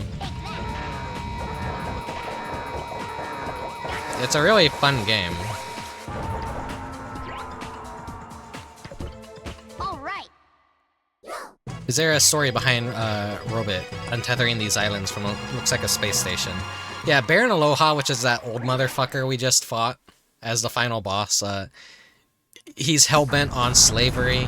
He's just like abducting these parts of the planet. And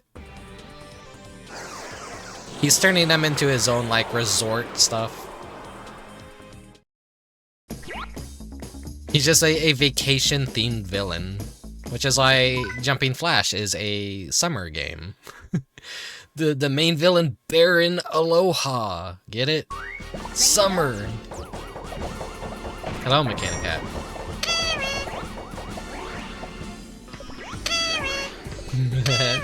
Oh, here comes the Kiwi Storm.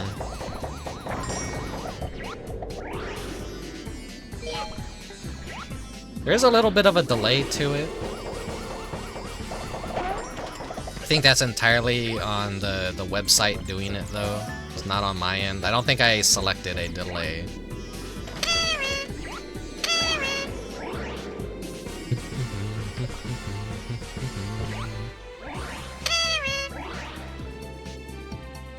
I was worried to break it. Yeah, it's not gonna break, I don't think. It's just gonna, like, they're gonna be a little bit randomized, maybe.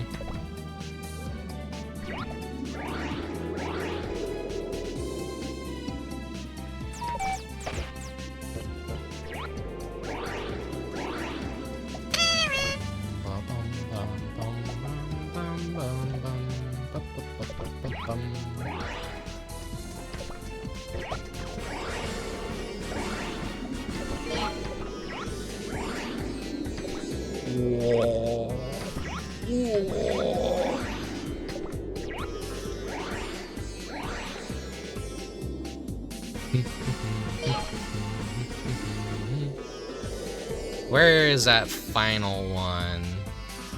Maybe it's near the exit. Actually, maybe not. Wait. The exit is an entirely new place, so...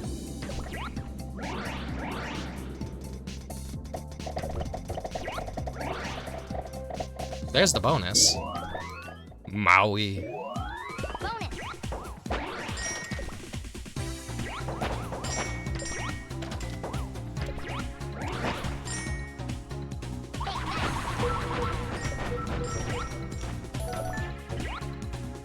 Take that.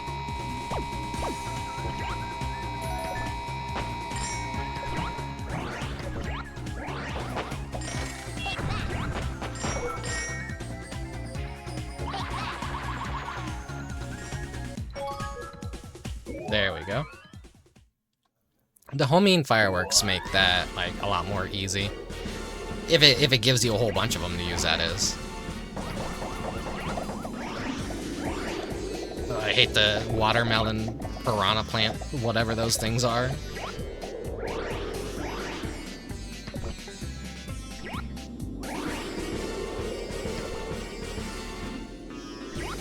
Where's that final pod? Where is it? Where is it?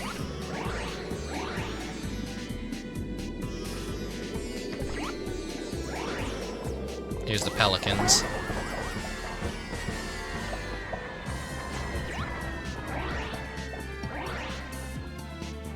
Three to go. First Moai sighting in video games was Gradius 3. Maui statues and like the Flatwoods monster, like just always appearing in Japanese games for some reason, is like such a silly little thing. Very charming too. It's like Japan's obsession with taking like these mysterious things and the crazy sights and just putting them in the video games for no reason whatsoever. It's just great. I like it. Do more of that. Do more of that. Video games stop being fun when they stop doing shit like that. Oh, I think someone's like barbecuing outside because it smells really good. I'm like, oh man, that's gonna make me hungry.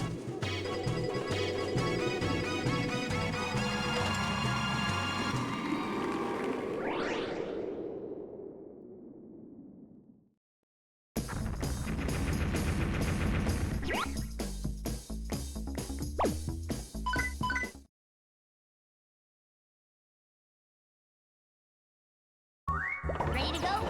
Let's see how they remix this stage.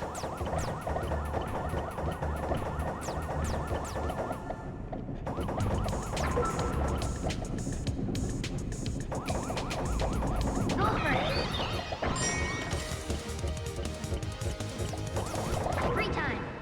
Yes. Kill these guys. You too. You're not safe.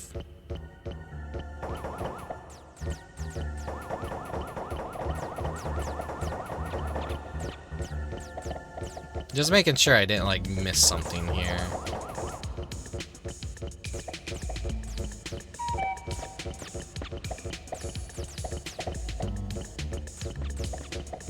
Might be my dinner. The scent went all over there. You're to blame for this.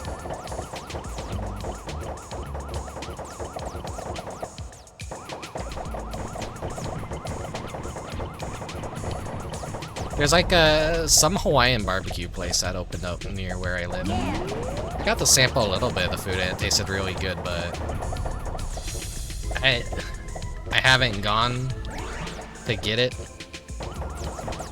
though I'm tempted. But like, I don't know, just like going to places, walking in and ordering things. I'm not like really...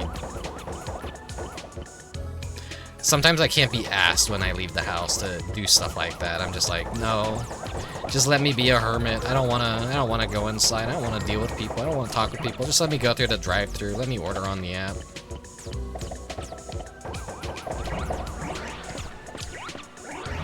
I'm too antisocial for my own good.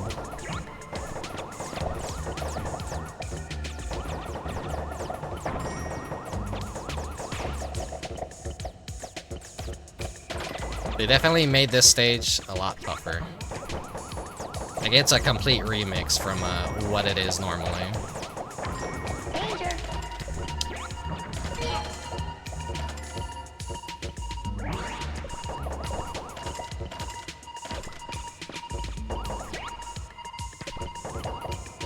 need some health, I need some health.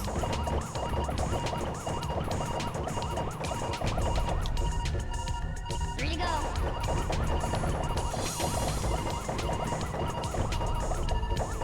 That means like the second stage is gonna be remixed like this as well, probably, and really annoying. What was over here that I potentially missed? No, the other two are like more downwards.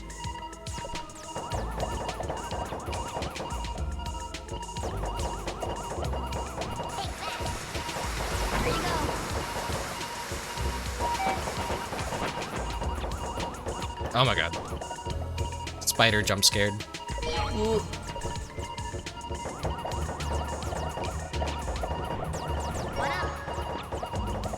So that looped me around. I have to go through that all over again, I think.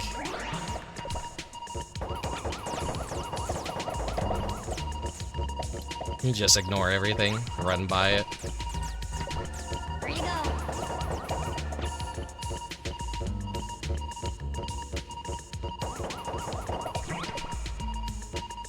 Was this the hole I went down?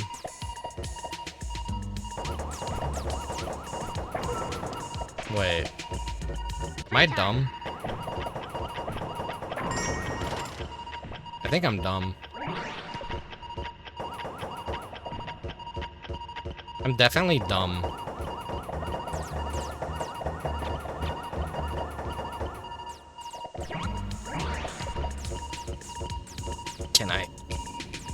Can I cheese it? Oh my god, I'm stuck. Get away, get away. I'm like, why can't I move?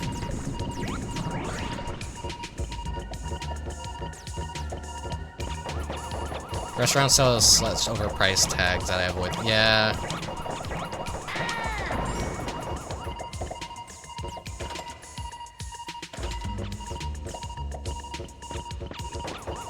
Even fast food is just like so expensive now. And it's like eating trash.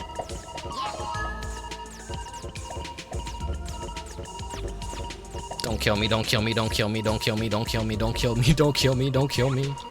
All right. Finally, the beeping is over.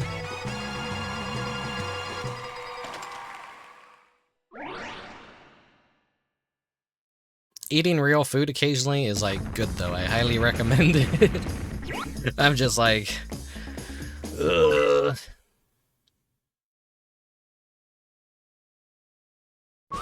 Ready to go? I need to learn how to cook.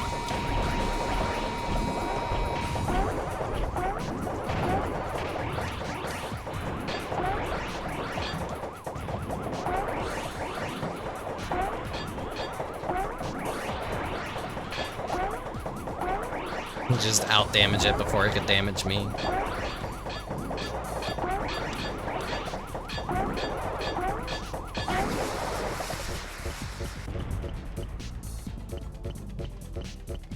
All right.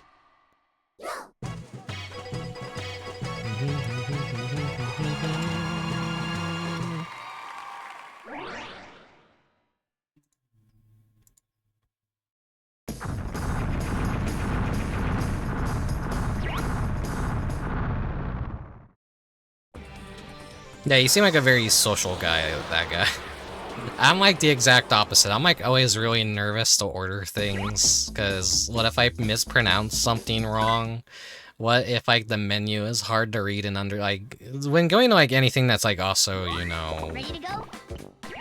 Japanese restaurants, Chinese restaurants, foreign food. Yeah. I'm white as hell when it comes to that kind of stuff. I can't pronounce the names right. Yeah. Like, are their menus gonna have numbers? Are they like, how easy is the ordering process? I get that ordering anxiety.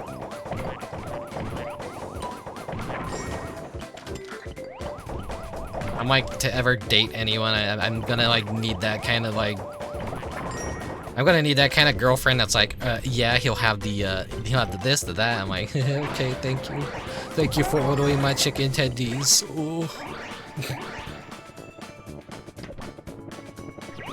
I don't know if I'm the kind of person that'll just sit there, though, if they give me the wrong thing and be like, oh, well, I don't want to inconvenience. I think I will speak up if an order is wrong.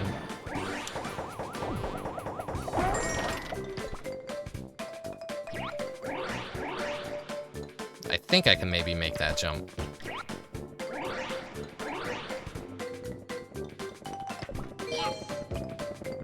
You can't mispronounce stuff as badly as a certain amp. Oh no. The incident with her the other night, yeah, last night, oh, I felt bad because I was the one that, like, gave her the word and she mispronounced it so bad. She said a very bad word trying to pronounce it.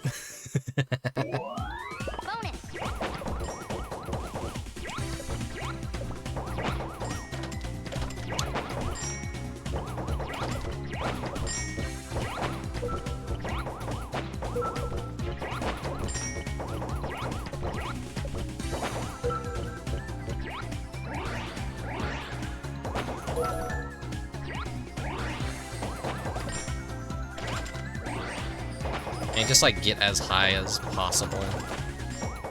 And then like focus on everything from below. Or like be on the same level maybe.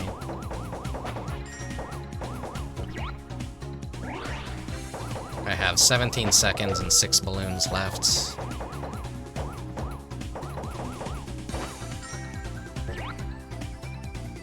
Oh, fuck! I botched it. I fucked it up. Damn it! Oh well. At least it's not like a loss of a life. A chance to earn a life, but a chance to also lose that life. Trying to like think of like what other games possibly do that, where they have such like a punishing bonus. Oh, actually, like Skull Monkeys.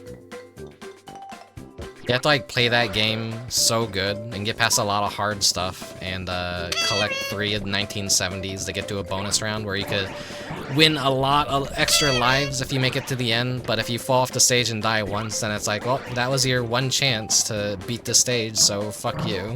You don't get to even like enjoy your bonus level. Yeah, this game is incredibly cool. Once more, because like it's cool video game fun facts. It predates Super Mario 64. Both it and its sequel, I believe. Yeah. So this was during an era where 3D platformers weren't even figured out whatsoever. So it's completely experimental. I just wish there were more Kiwis in the stages. But Kiwi is only really in the first stage, which is unfortunate. He's not even an enemy that does anything. He just kind of pushes you around. He's harmless. He's a cute little fella. Where are all these pods? I have to like explore the edge of the map more, maybe.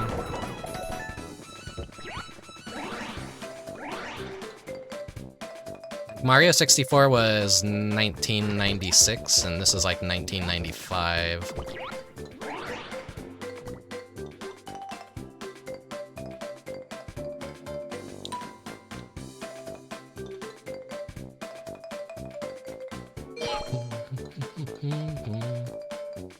I believe the developers of this also went on to make the Ghost in the Shell game for the PS1 as well, after they were done with Jumping Fall. No. I fucked up. The fans are a little bit like fuck to do because once you've used your jumps, you kind of have to rely on the momentum to carry you enough forward. Into the void I go. It's like the scariest, like when they put them so far out there.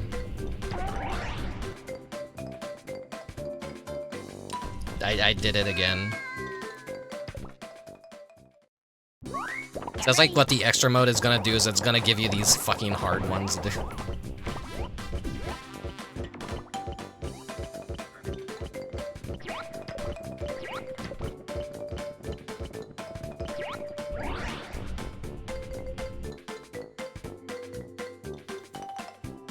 I believe I used my jumps. Give me the max height.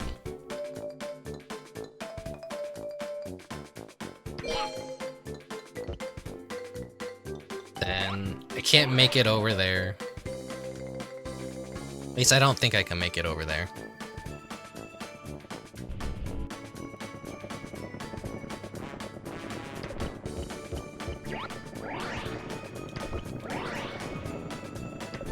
But so far, like, the bosses don't seem to be any harder than their normal form.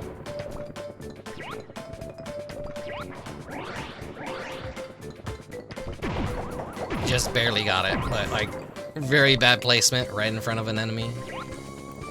Okay, I think I can make that. If not, into the void I go.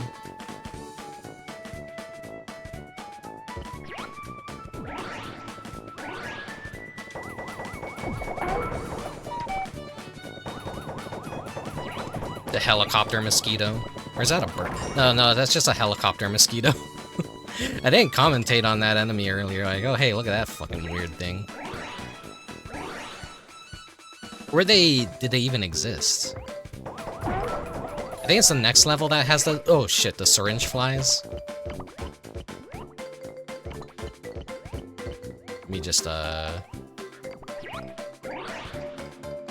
should just, like, save this one for last. It's, like, right next to the exit. But now I know where to come once I collect them all. It's, like, right in back of the castle.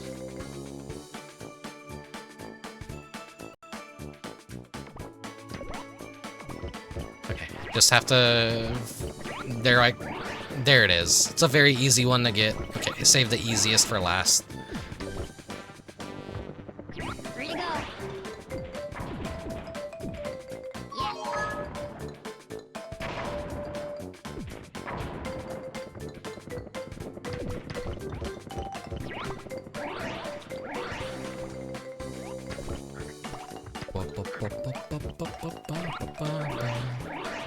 I think I'll be able to just reach that if I just jump normally.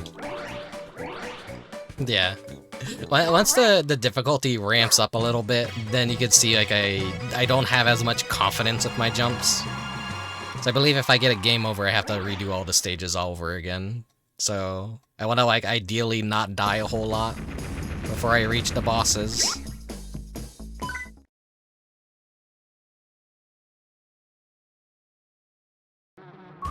Ready to go?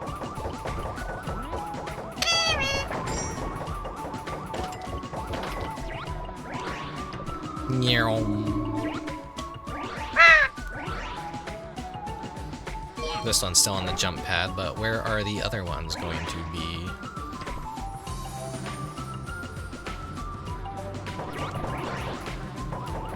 Did they barely remix this one? Where is that gonna take me? Like, this locks you into place when you do it, too.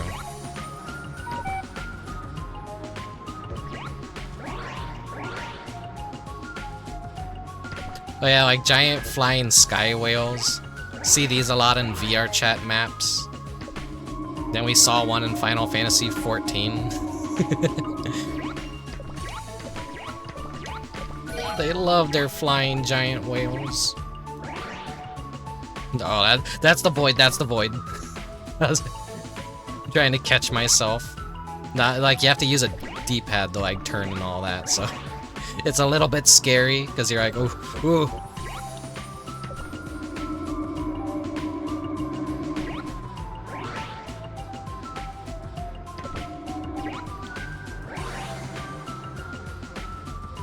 Trying to look for, like, anything on the outskirts of the level that they potentially snuck in. Because those two pods are very easy.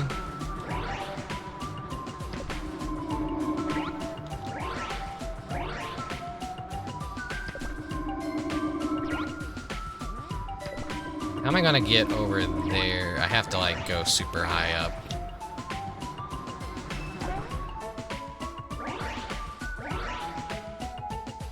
You know what? That should be enough to give me the height that I need.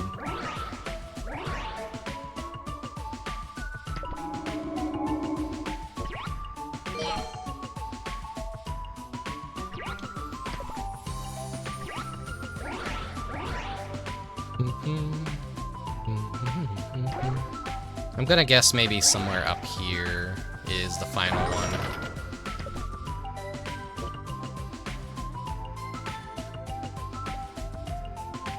Ready to go. I think the giraffes are all gone. So it's like the level that had the giraffes in it. Where could it be? Where haven't I been?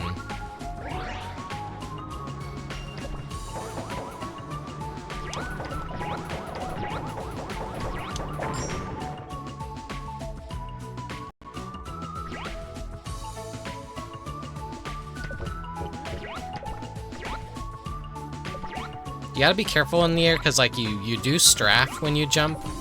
If you're on flat ground, you turn your camera.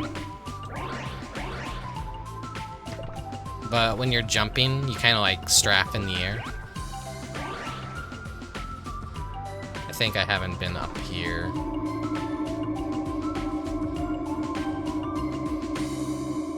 It's like warning me about something here.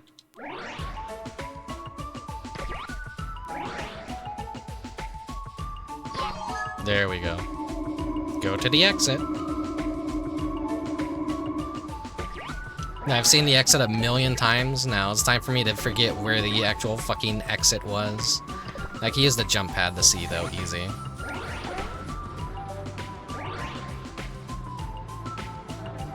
Yeah.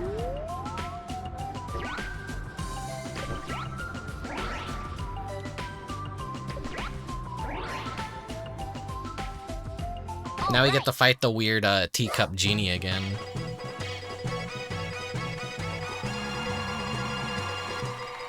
So Summer Wars and Belle. Oh yeah, yeah. I haven't seen Belle yet, but I've seen Summer Wars multiple times. It's a really good movie.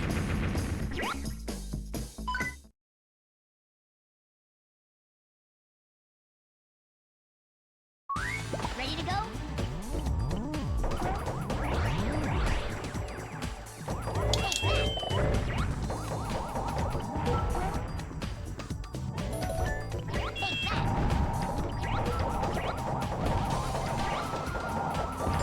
Not messing around with this dude.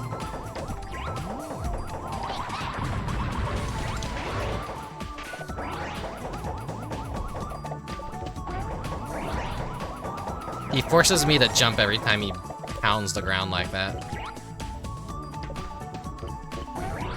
Can't really adjust your camera too when you're jumping. You kind of have to like be on the ground to be able to adjust. So that's kind of like smart game design, that it does something to purposely mess with your camera during the boss battle where you like need to pay attention to everything. There he goes, shooting his fucking sharp ass leg hairs at us. Take 2 for 1. There we go.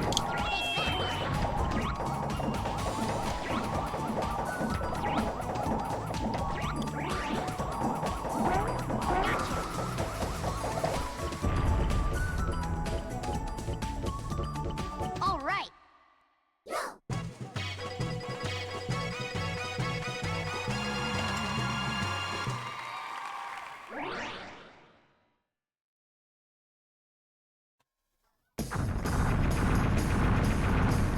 Alright, we're at the halfway point once more. How much more difficult is it gonna get? We will see. I'm kind of dreading World 5, because World 5, that was like already, had a lot of those void areas where you could just easily fall off. Ready to go?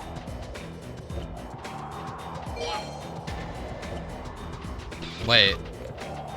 One of the jet pods is just like right here, and by me like kind of hesitating and looking around, it just fell on top of me.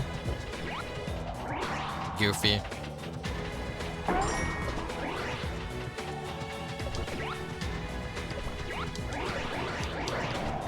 Free I've time. been seeing a lot of like seal videos on Twitter lately. Twitter is so insistent on sending me videos of seals. Not that I mind. I would vastly prefer that over so much other stuff on Twitter.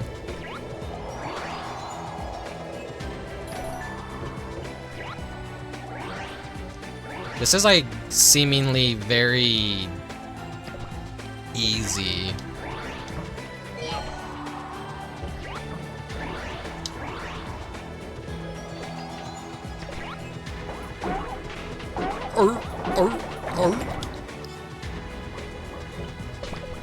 No, he's coming for the kill.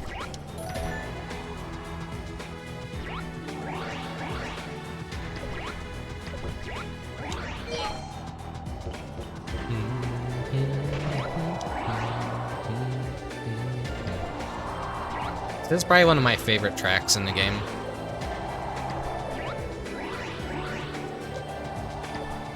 Yeah.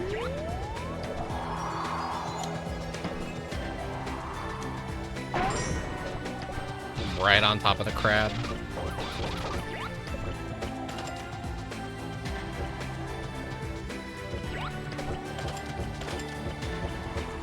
Where's that last one gonna be though, actually? Wasn't seeing it up there.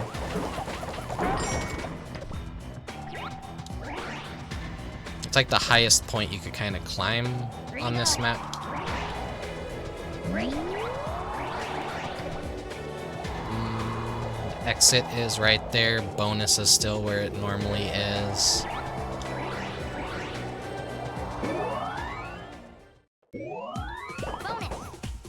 Oh my god.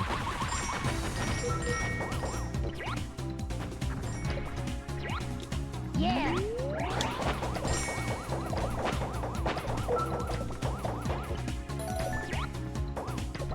Take that.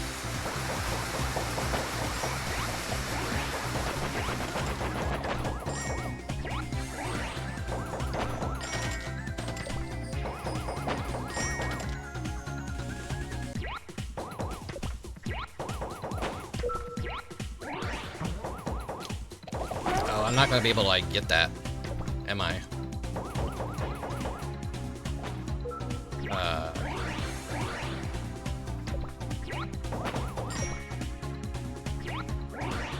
Where? Okay.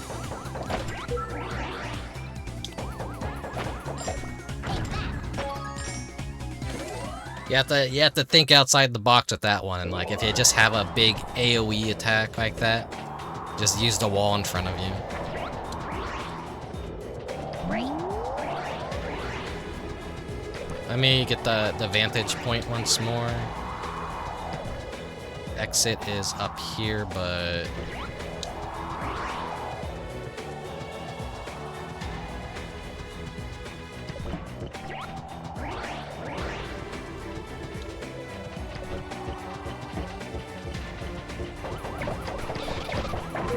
Go for it.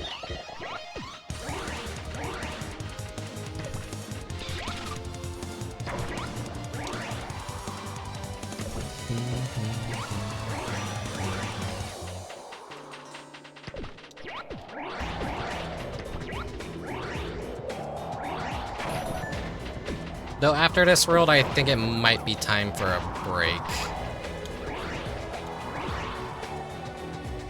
I'm feeling a little bit hot in my room. I'm feeling my steam already run out. This is why I get a little bit self-conscious about being a streamer. Is my stream stamina is just so low. I can never. It's like I just need games to be fun and last a long time, and I could definitely have those like 7-8 hour streams if I wanted to.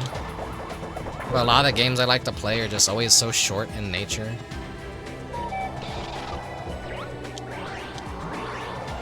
Shit.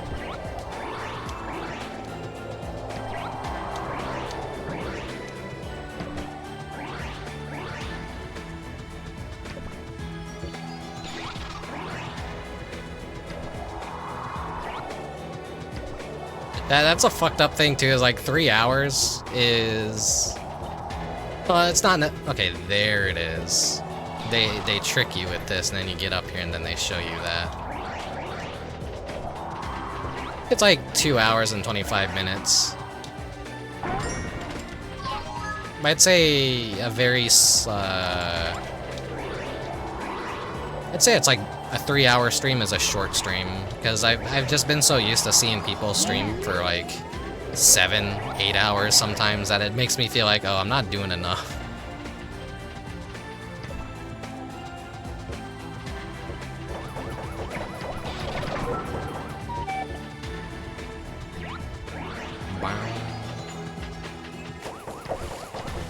Yeah, Stretch Panic is a good comfort game. I had, what is it, like 5 times I've beaten it on stream already. It is whenever I just want to have a good time and like talk with people, I just boot up Stretch Panic. I can do the same with Mr. Mosquito. Those are a lot of the streams that don't get archived though, like if I play something again. Because I'm like, how do I do that? Do I remaster the stream? Do I be my own soulless remaster? One to go. We gotta get out of here. We're running out of time, Robert.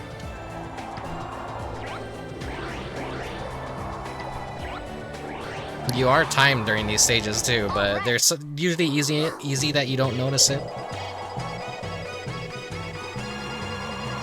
You haven't seen Stretch Panic yet, Doc? I feel like you have to have been around to at least maybe see that. Is that, well, I played Resident Evil 1 like 3 or 4 times just because there's like 2 playable characters. Yeah, and they have their own unique perspectives too. Something like they don't really do with the modern Resident Evils anymore. Oh hey, they start us out in the completely bottom area of this place.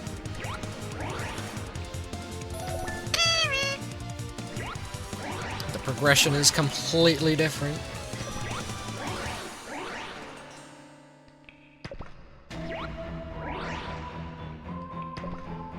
Platform means scary. And no pods to collect in here, from what I can see. I came in with the big catch. Oh, okay, okay. I did play it for my 2nd year anniversary, but I don't know. I don't know if you were around for that. I did the Japanese version of Stretch Panic.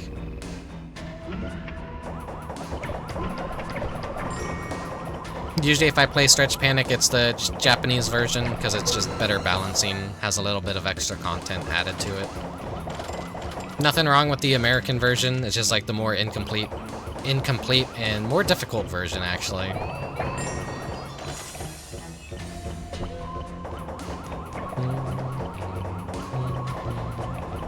Yeah.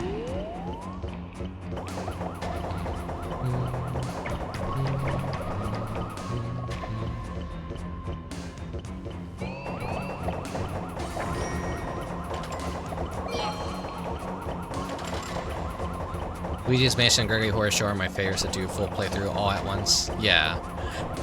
I didn't do a full playthrough of Gregory Horror Show in like a single sitting. That was like 2 different streams. I kind of like when I can make a game last more than one stream.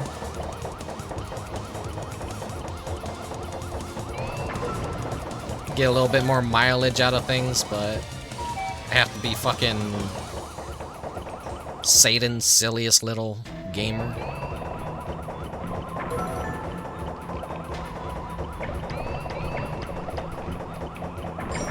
I'm too cracked at video games made for children, if you hadn't noticed.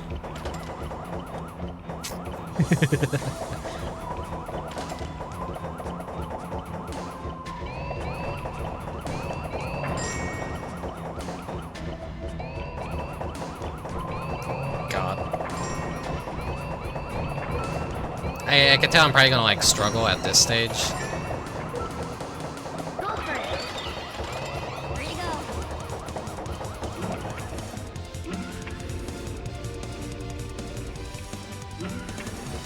go. A lot of people are like discovering Gregory Horror Show, which is a good and a bad thing, because like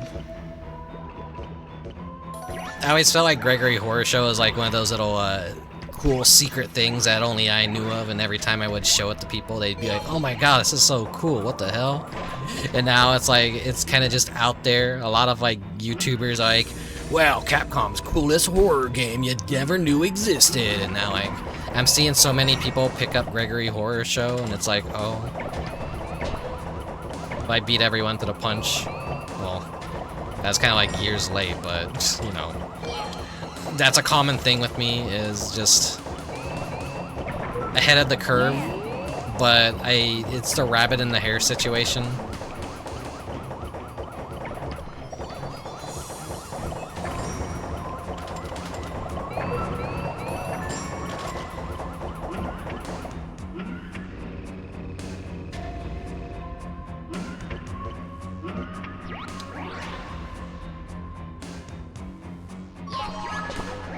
Okay, now where's the fucking exit?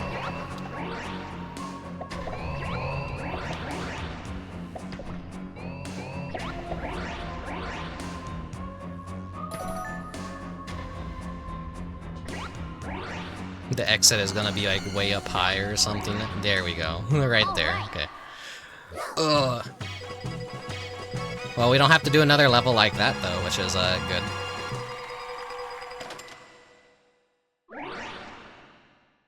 It felt that way when Fear and Hunger started becoming mainstream. Yeah. There's like a lot of games right now that are becoming like mainstream and like every streamer is fucking playing them.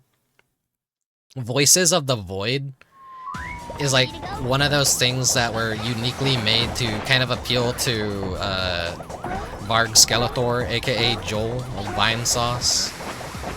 And now it's like so weird like seeing that turn into like a huge thing that like hundreds and hundreds of people are playing. And every day like I look at Twitch, there's like a million new people playing Voices of the Void.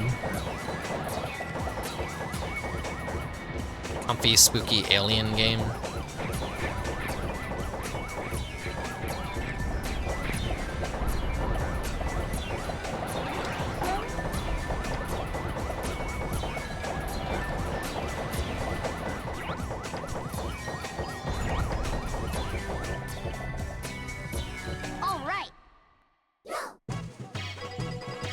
Reminds me of how Amazing Digital Circus citing I Have No Mouth and I Must Scream as an influence lead to sudden upticks of views in the old Super Best Friends Let's Play.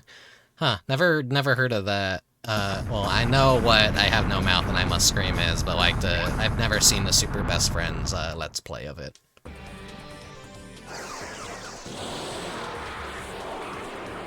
It is always interesting to see like what causes things to become popular.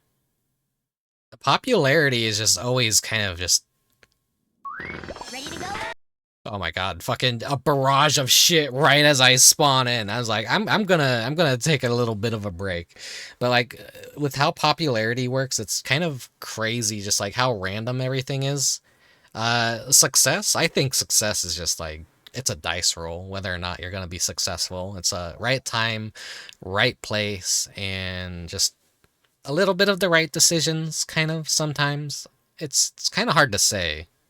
Not to say, like, hard work and talent doesn't, like, also help. But, really, the life is just kind of like a randomized dice roll. Anyways, yeah, I'm gonna go get a drink. I'm gonna go walk around, use the restroom real quick. I will BRB. Enjoy some, retro commercials and game media and whatever else plays. Now, I know how much you like Pokemon, so I've made you a special breakfast. Look! It's Pikachu! Pika Pika! Looking for a real Pokemon breakfast? You can grab Kellogg's Pokemon cereal with Pikachu, Oddish, Poliwhirl, and Ditto. It's sweet, it's crunchy, it's part of this complete breakfast, but it's only for a limited time and only from Kellogg's. Who wants a Poliwhirl? Kids?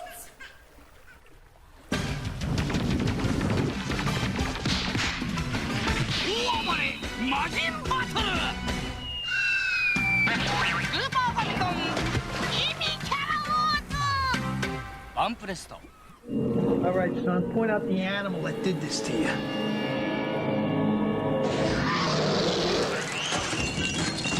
The beast is back, now with 100 levels of pain. Donkey Kong, new for Game Boy. Clover.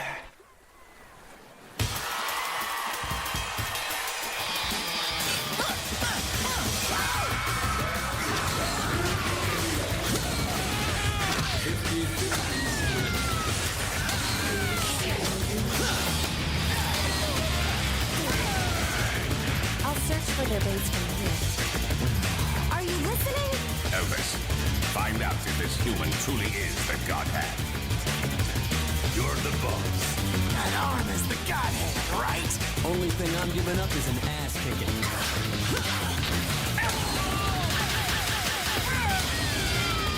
You just don't understand women.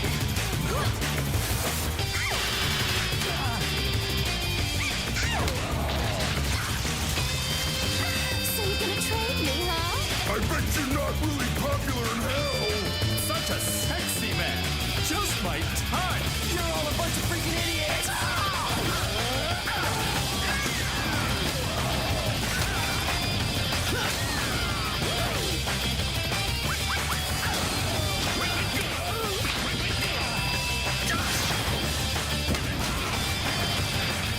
The slaves got it easy.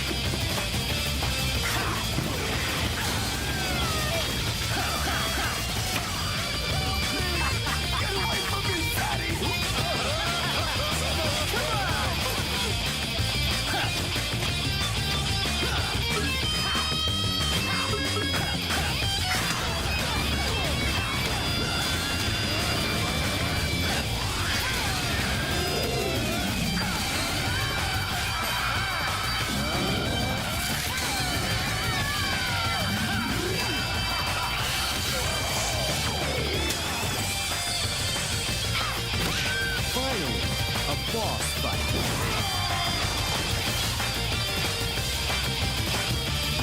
At last, our time has come. We shall dispose of this so-called savior and rain despair upon humankind.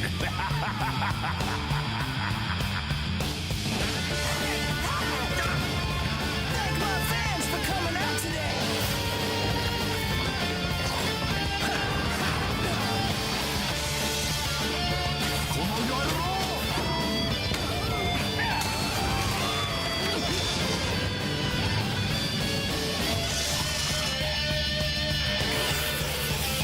Why did you sell your soul to the demons? The Godhand sent, didn't it?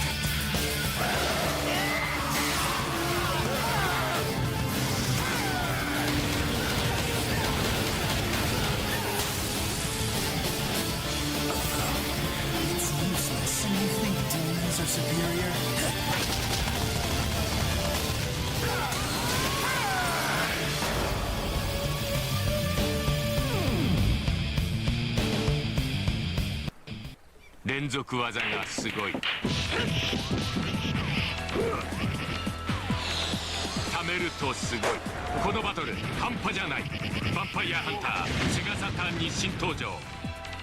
Capcom.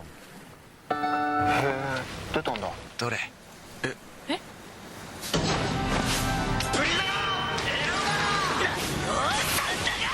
ファイナルファンタジー12ポーション3月7日発売。セガワールド行こう。最新のアミューズメントマシーンが盛りだくさん。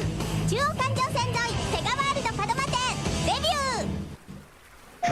メインシステム戦闘モードを起動します。敵へ確認接近中危険ターゲットパーツバリエーションが戦闘の展開を変えていく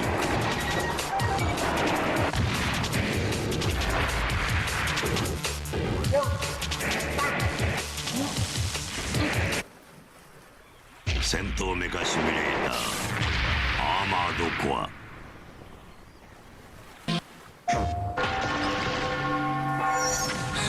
子供がやってはいけない鬼ごっこがあるのを知っていますか。深作金次が仕掛けるエスケープホラークロックタワー3。カプコン。あれあれ、あの名人が帰ってきた。高橋名人の冒険島2。8つの島を舞台に面白さ一新。ファミコン用ソフト高橋名人の冒険島2 by Addison. One Zulu Niner pre-flight check. Roger, Tower. Turbo A. That's a go. Turbo B. Set. Cycloid control. A-OK. Rapid fire. All right, let's fire it up. The NES Max, only from Nintendo.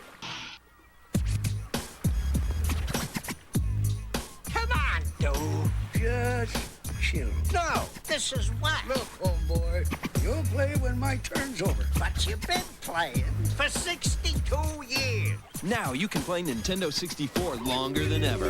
With Fruit by the Foot's new game tips, 90 tips to help you reach new levels and beyond. And 64 game tips from Fruit by the Foot. Your games go on and on and on. Bob, you're killing me. You're getting very greedy. You are me, Wario. You're very handsome. You have amazing powers. Plunder and pillage pirates' treasure. Bag up a zillion coins. Buying me a castle bigger than Mario's. Repeat after me. I'm the bad guy in Wario Land, Super Mario Land 3, where being bad is good and greed is good. Come and get it on Game Boy, greedy.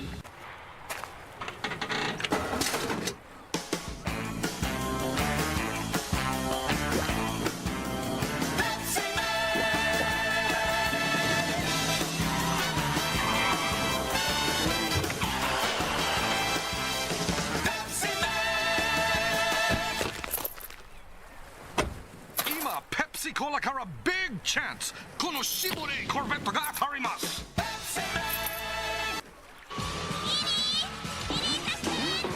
はい僕はビリー・ザ・シェル連れ去られた恋人を取り戻すための僕の大冒険テキサスからニューヨークへアメリカ横断エクスプレスだよ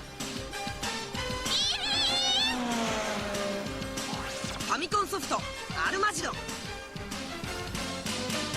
ゲームボーイソフトバトルギウスもよろしく IGS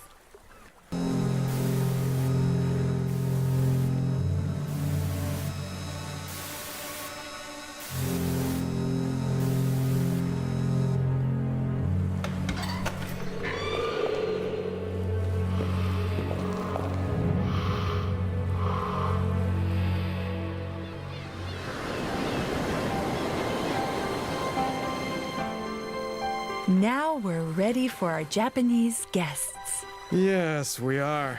I wanted to make sure that the Yamada's family vacation won't be spoiled by any mosquito bites.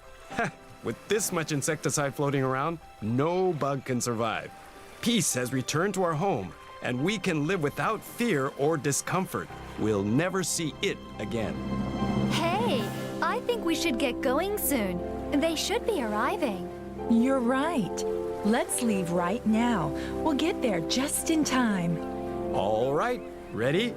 I wonder what the Yamadas are like. I'm so excited to meet them.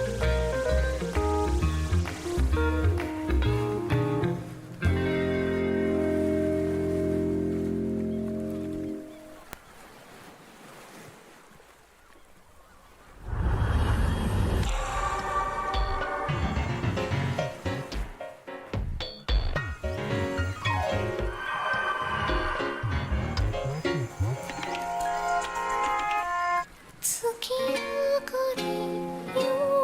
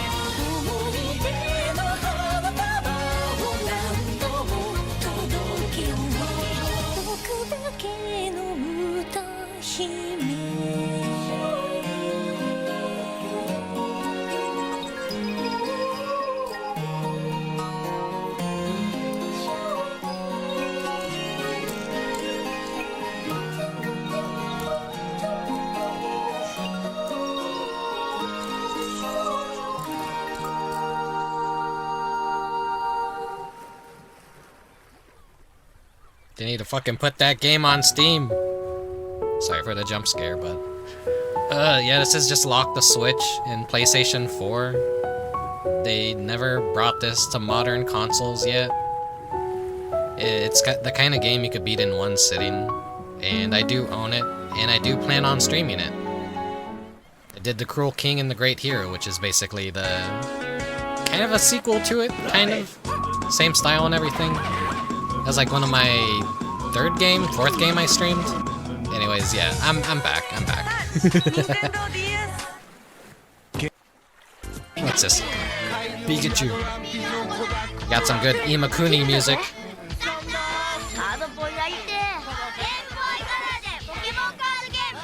Pokemon card game. Oh, who wants Pokemon bread? You get a cool sticker with it.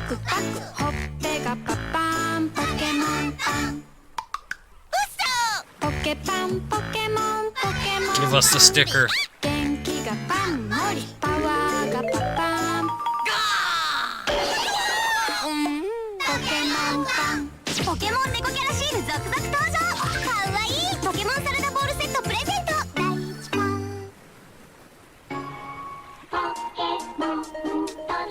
So many Pokemon commercials. It's completely randomized too. Just played 3 Pokemon in a row.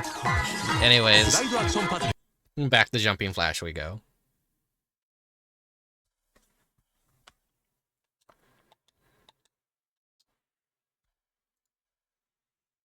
Whoops. 1 second. Just immediately, like, yeah, fucking, I forgot about that. They're like, just immediately, just, oh my god. I gotta get out of here. Fucking hell.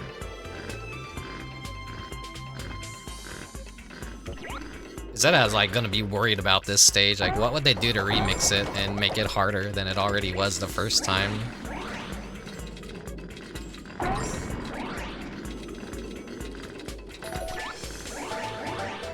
Cherry bomb.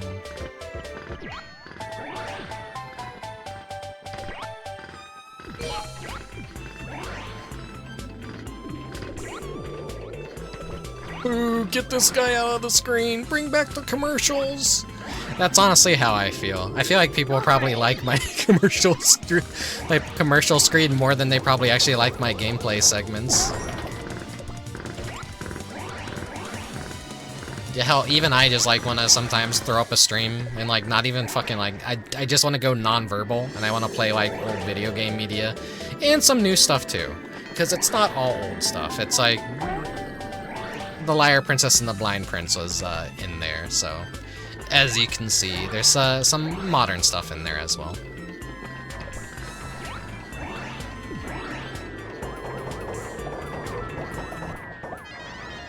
Some health would be nice.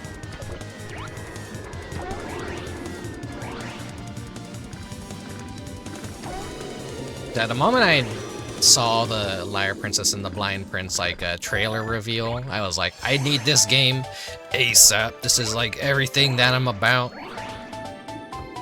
Yeah.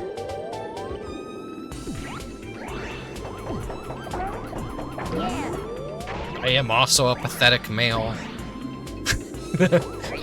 That wants a girl that takes the lead.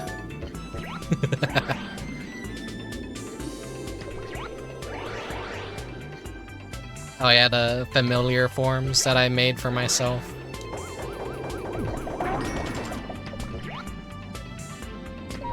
Yeah, I'm playing around with like Incubus lore, my abilities, how I get summoned. You know, when you're messing around with demons, you don't wanna summon the demon in its full power. You kind of like wanna kind of create a barrier or summon a fraction of its power. Otherwise, you never really know what's gonna happen messing around with demons like it were nothing. You could summon something really bad, so you gotta like take that extra safety precaution. Oh my god, how the fuck do I get to that? Oh, I see.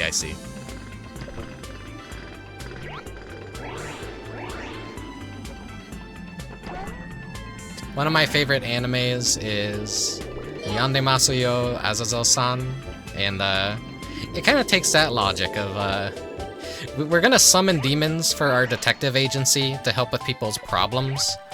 So the guy basically just summons a bunch of high-ranking demons, but there's a barrier active that pretty much cripples them to the point there's just like this little goofy chibi versions of themselves that just look like fat little flabby fucks.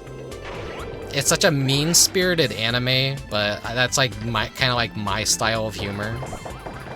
I like it a lot. It's a very crude, it's a very sexual, it's one of those animes. SSL is he's basically a demon of lust. He's like the main demon. Oh god, I got jump scared again by the fucking voices and the music.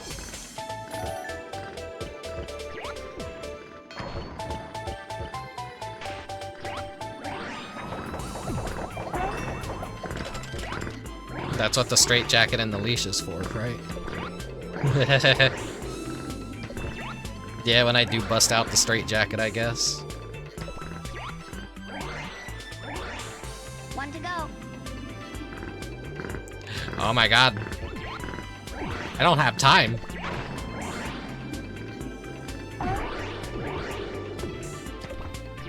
Danger. We got a game over. Free time. Okay, I freeze time. I bought myself some time. Where the fuck is it? 30 seconds left. 30 seconds left. No, no, no, no, no, no, no, no.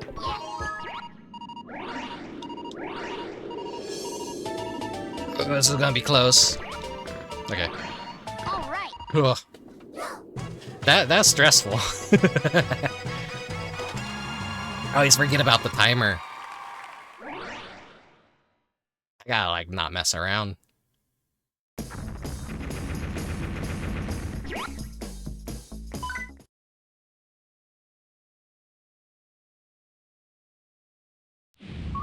Ready to go? But I'll bring them up real quick. Let me grab the familiar forms. Unless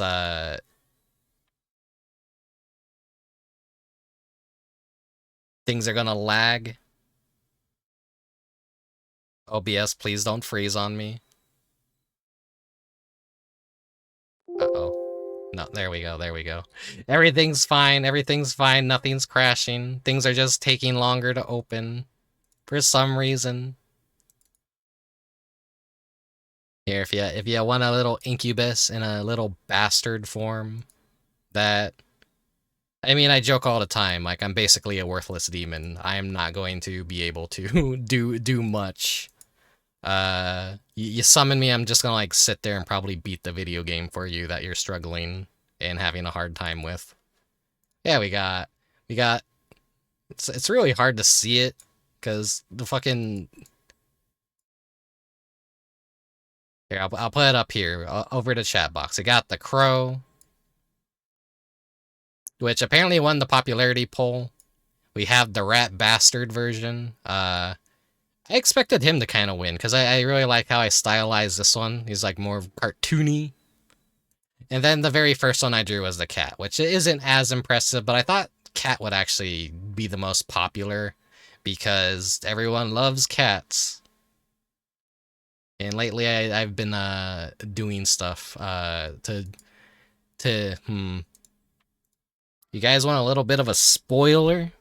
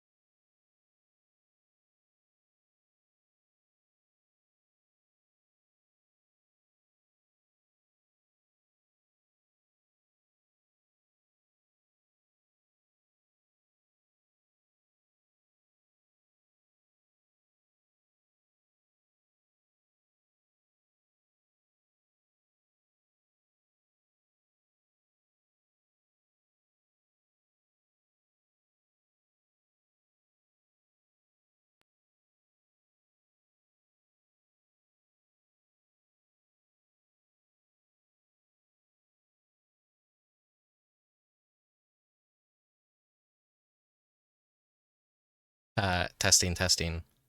Okay, we lost desktop audio. I'm trying to like figure out how to fix that real quick. I might have to like reopen Jumping Flash real quick, so give me just a second.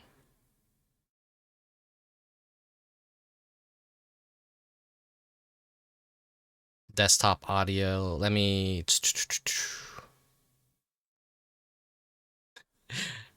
Yeah, this microphone has a very...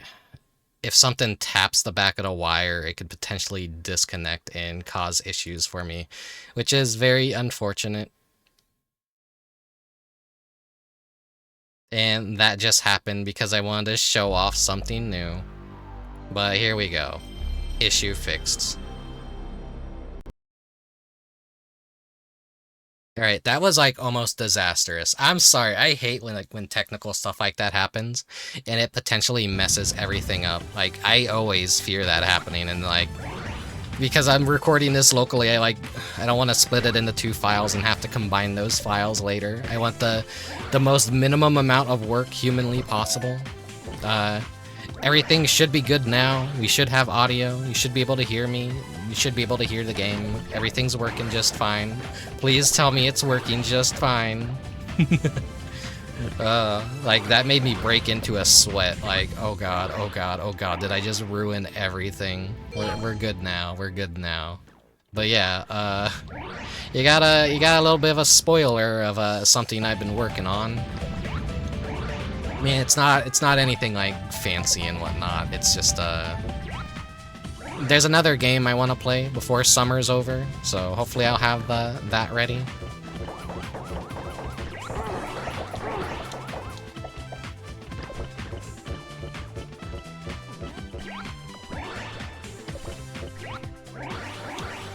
I have to try and like speedrun this stage as fast as possible and see where all the things are.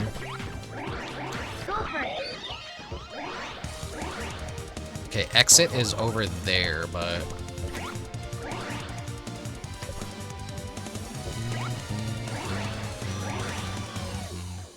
Yeah.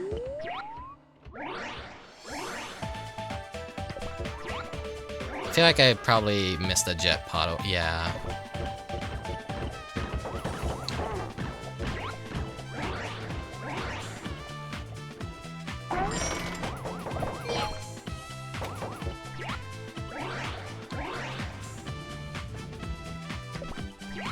Your pants fell down. We could see everything. No.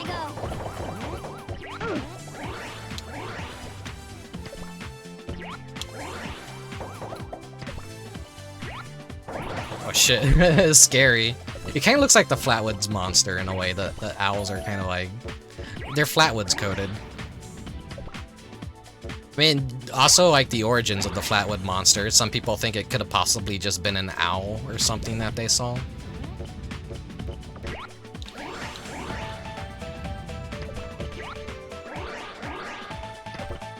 Oh man, I'm feeling overheated. I was so worried I fucked up the entire stream.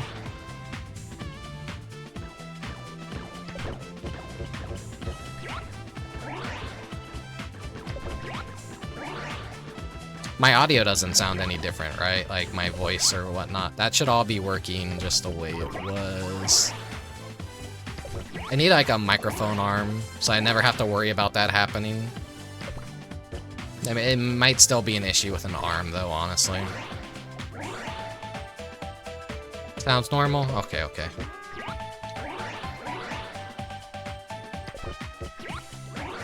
Okay, the pod is all the way up there. I have to do a little bit of a tricky jump right there. Okay, there we go. Now I'll have some stuff to deal with the boss.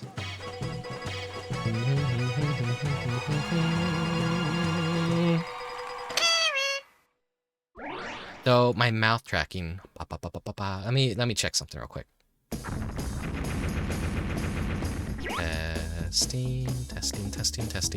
Testing. Okay, yeah, VTube Studio's picking it up just right.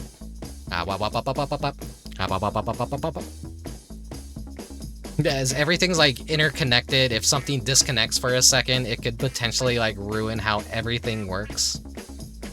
Ow. Wow. Let me recalibrate real quick. It's also like dark in my room too, so that might be messing with my thing a bit.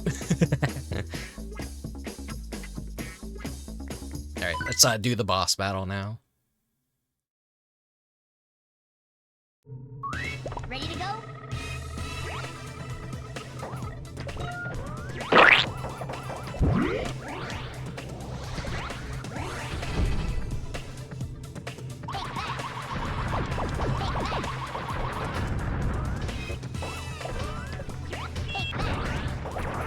You have a thing for bunny outfits, Prisma?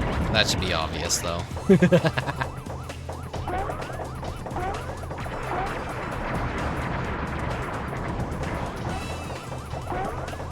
So easy boss depending on what forms he takes.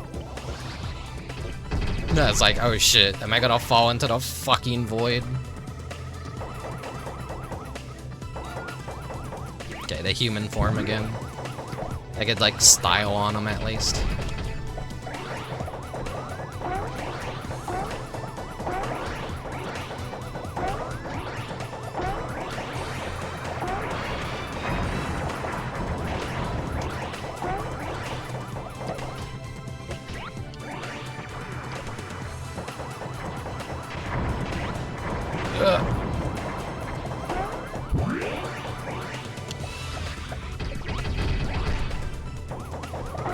Try and finish it off in this form if I can. He's going octopus form.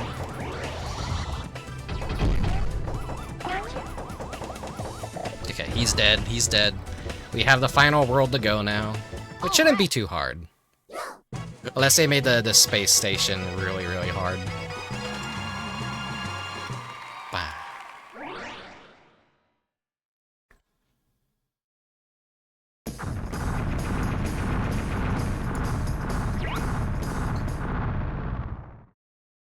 My secret machine is restored. You cannot stop me. I, Baron Aloha, am all-powerful. Science will prevail.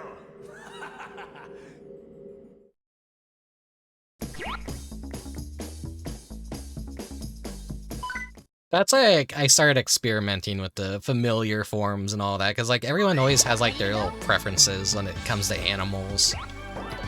That's always like a very cute, endearing trait about people. Like, if someone's like cat-coded, bunny-coded, rabbit-coded, mouse-coded, like, I don't know, I like birds a lot, but I think I'm probably a cat-coded person. Even though I don't have a pet cat or anything, like, just my mannerisms are probably like just more cat-like. Attitude maybe more cat-like. I'm lazy, I like to sleep, I like to... a little bit introverted, but like when I go crazy and lonely, like I definitely want attention, so I'm like kind of like hot and cold like a cat's personality. I'm like, oh, I need to be entertained right now. Someone please pay attention to me. Alright, that's enough attention. I'm gonna run away and go sleep in a corner where you can't find me. Don't interrupt me, or else I'll scratch you. No, not that mean. But then birds are also just like very autistic creatures, and I'm also a very autistic creature.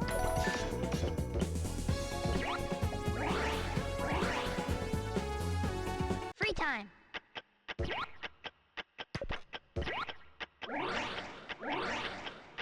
Where is this shit?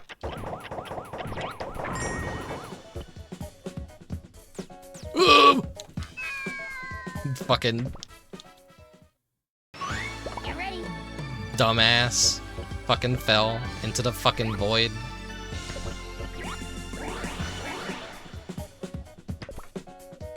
I got like too antsy and ran off the ledge before jumping.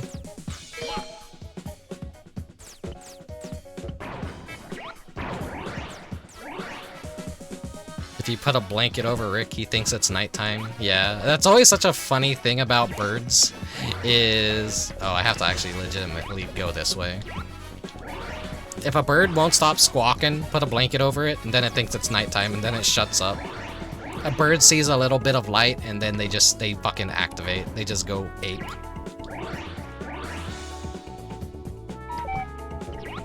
That's like always so funny.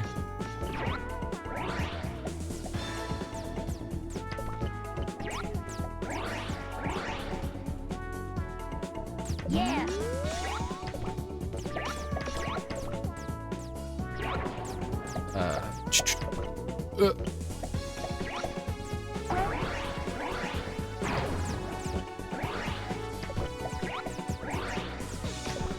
Trying to like, oh fuck, that's pushing me.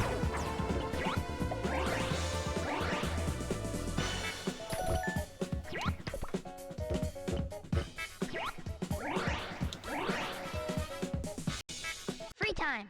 Freeze time.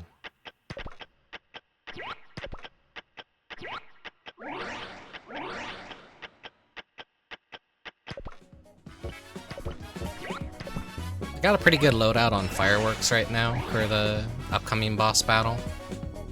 I just gotta like figure out where they all are on the stage. It seems like kind of linear. Go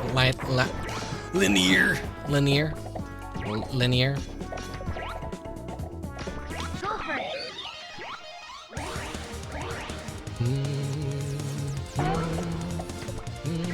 Give me that time extension because I need that.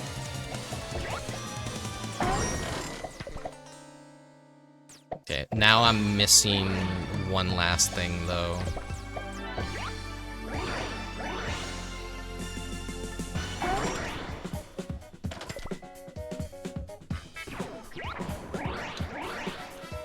That'll just launch me up, but I'm just gonna...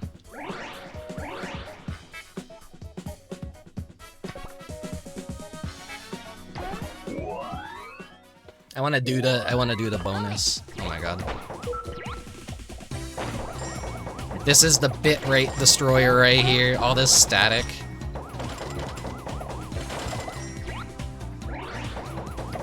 I'm not gonna get a life from this.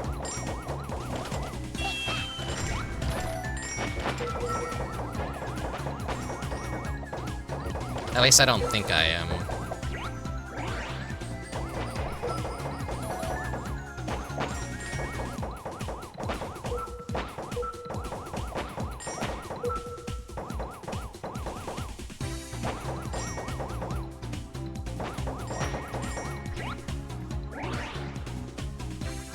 Sure, it'll maybe come in handy if I struggle on the final boss.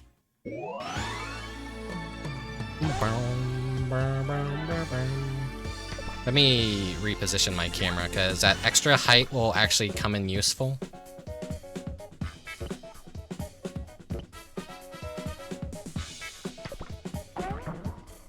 Shit. 3 to go. 3 to go, so 3 minutes. Where is it, though?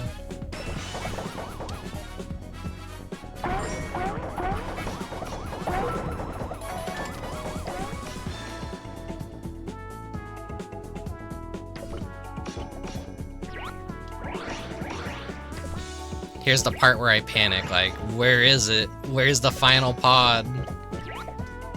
I know where the exit is, I've been all over the entire stage. What little nook and cranny did they hide it in?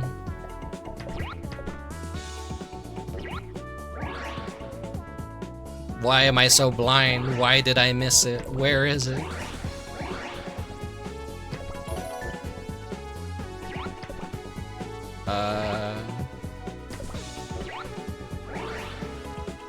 But yeah, the Crow Familiar won the poll. Strangely enough, I didn't think the Crow would win. But everyone thinks I'm bird-coded. But I do a very good job at, like, telling everyone how much I love birds, so I think that's kind of partially my fault. Whoa. The poll ultimately means nothing, though. It's just like a popularity of like, oh hey, what do you like? What do you prefer?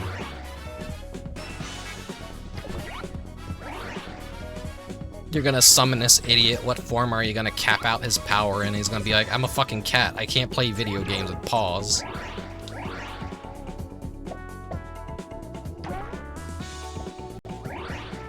Yeah, I already have a crow too. Actually, I say crow, but it's like a raven form that I made for myself.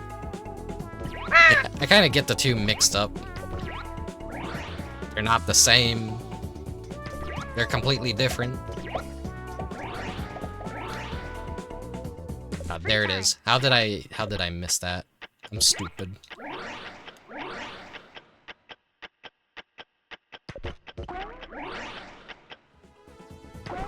I should have enough time to maybe get to the exit, I hope.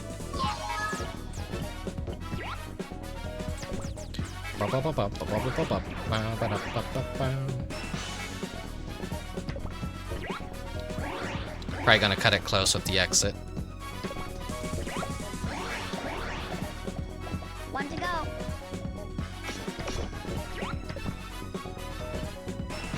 I don't think I'll be able to, like, actually get over there in time.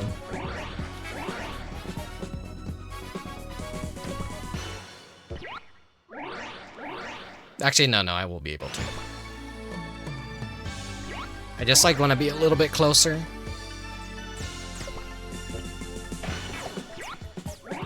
I think that corner will be good enough. 30 seconds left. I keep seeing the fish and thinking they're just a flying kiwi in space. That would have been funny if they just had the little kiwis in a space outfit. Give them a little fishbowl helmet. They're just floating around out here. Alright, now for the boss battles.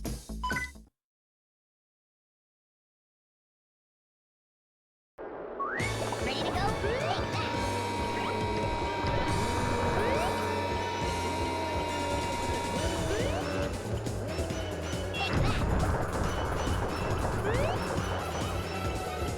His little minions will give me a bunch of extra fireworks to work with.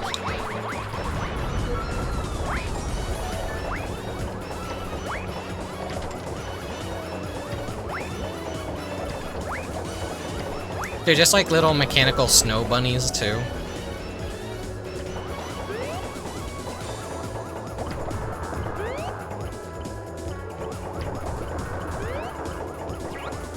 New but evil.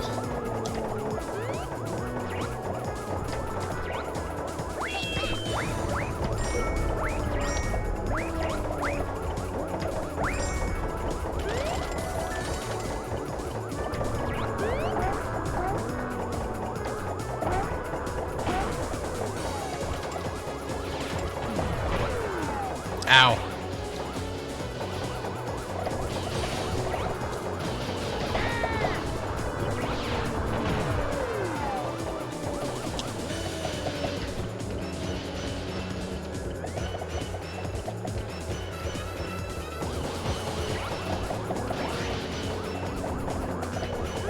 Do your thing, give me your minions. I need to get some more fireworks. I need to get some more specials. It's actually been a little bit of a challenge here.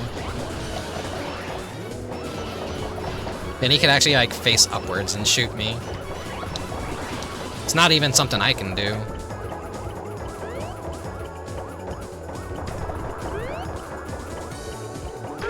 Ugh. It actually landed on me. I measured that wrong. Okay. Yeah, he's just, like, caught. I have to just,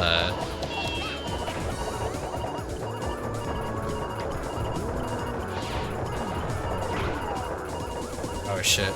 This is actually gonna be a close one.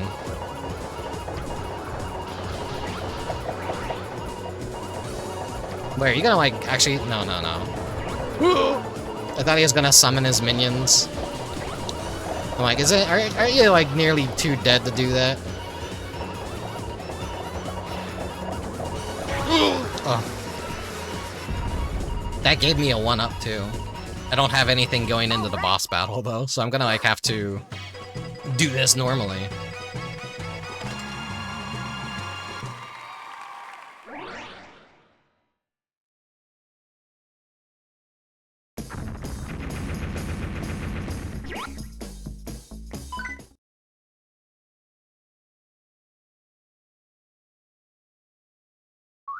Ready to go?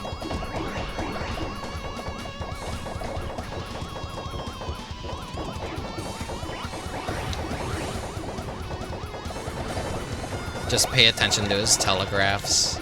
Just jump. Jump to avoid most things.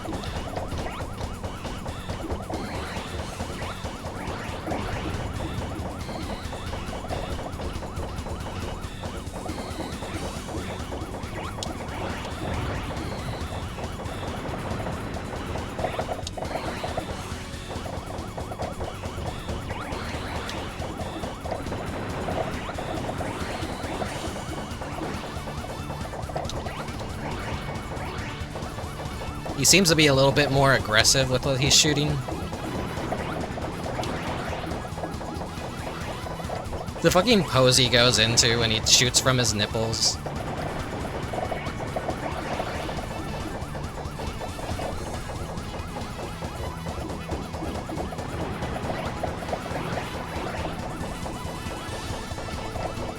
Just playing the safe thing to do.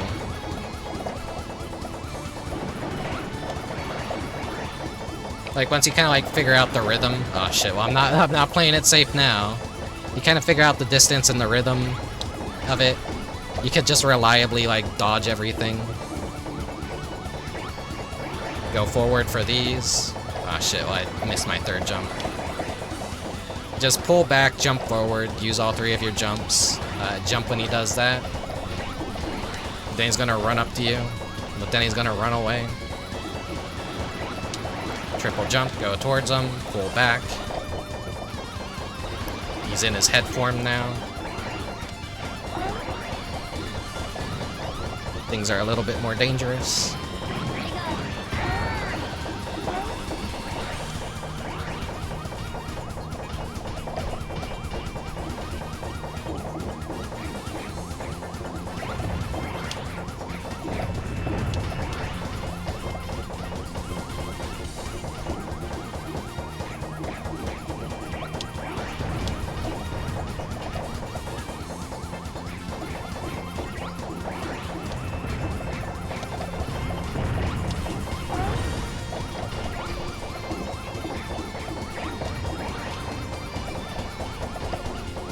Just play it safe, Rick. Don't get greedy. Don't get greedy.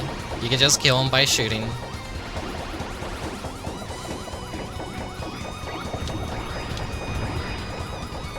Those things are scary, though.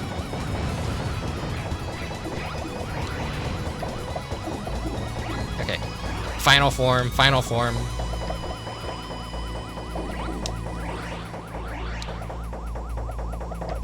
Just shoot him. Just shoot him. Danger. There we go.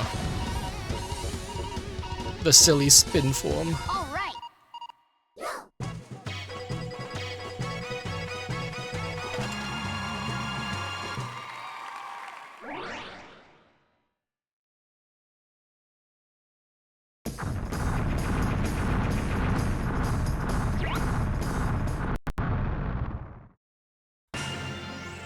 Curses! My base. I've lost another battle. You got away with it this time, but I won't give up. Remember, Robert, as long as science still exists in this world, I'll be back. Goodbye. Until we meet again! End.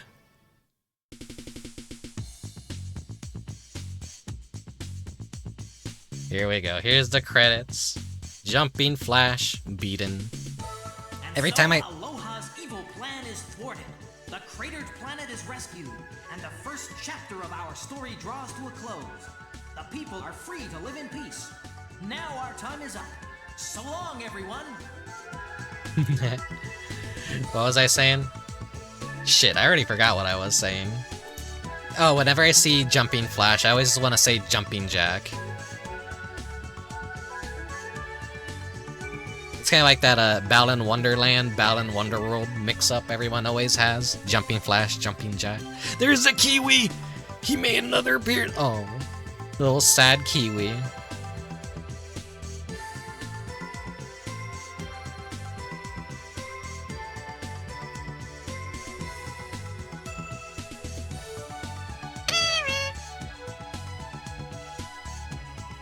It's a gas, gas, gas. Yeah, that song, cause like from Elite Beat Agents.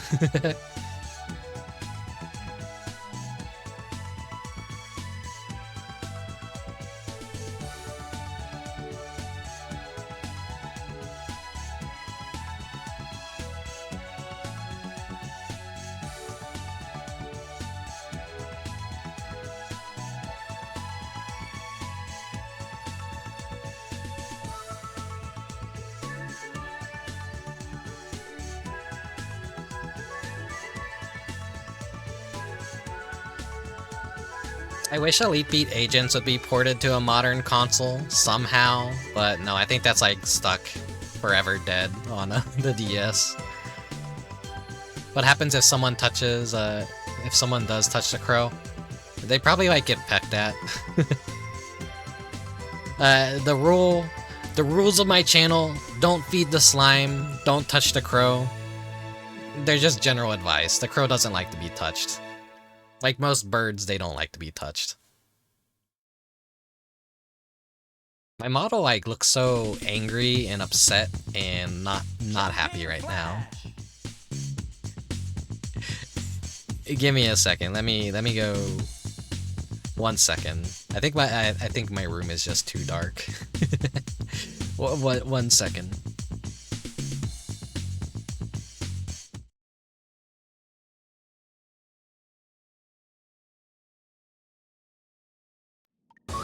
Ready to go?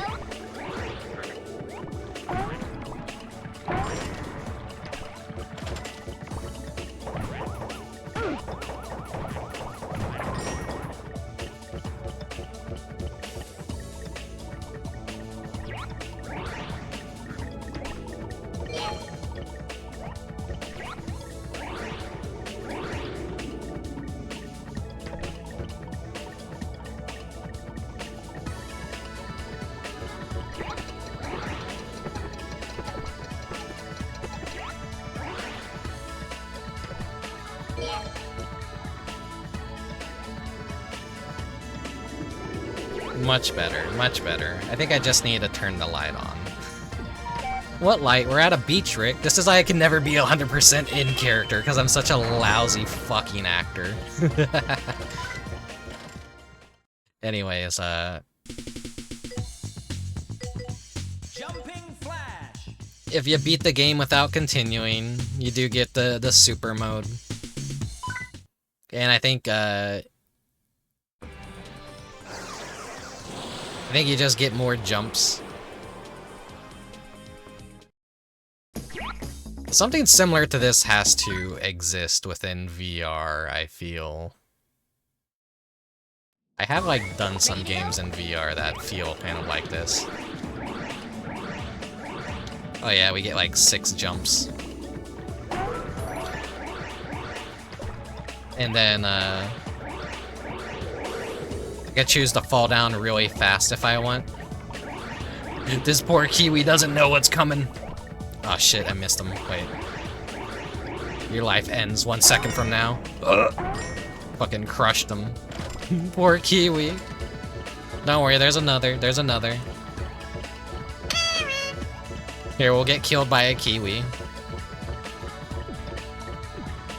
Oh.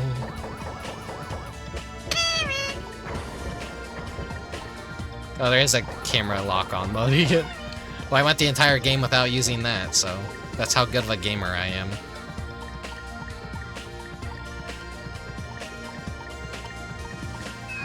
You fucking murdered me! That's how lethal the Kiwis are. They could just push you off the stage, that's about it.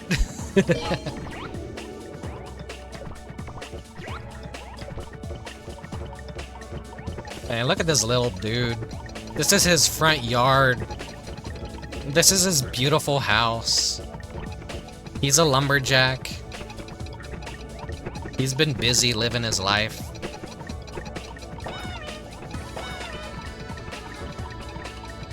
He's like, what are you doing on my lawn? Get the fuck off.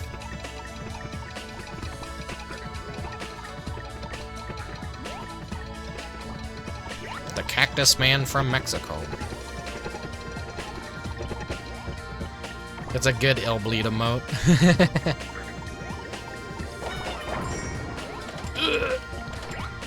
Just love how they violently explode into their different polygons.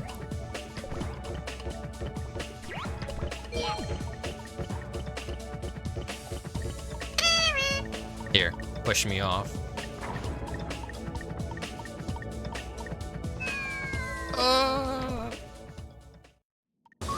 Get ready.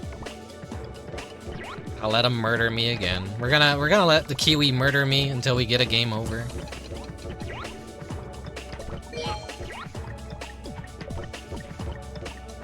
Do it. Do it. Do what you were made to do.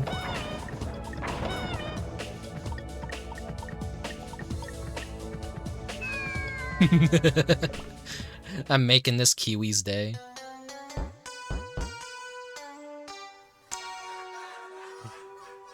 I can't tell if like Robit's eyeliner is running, if he has eyeliner, or if that's supposed to be tears. But it looks like he's like crying and his eyeliner is like leaking.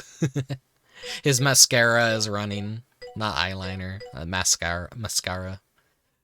Continue? No. He's dead. He got flattened by the game over. Jumping flash. Yeah, this is how you could tell this is like a really old game.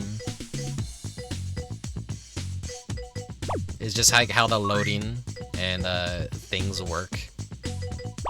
You have to go back to the menu, and it's just like, you could do this. You got the time attack mode.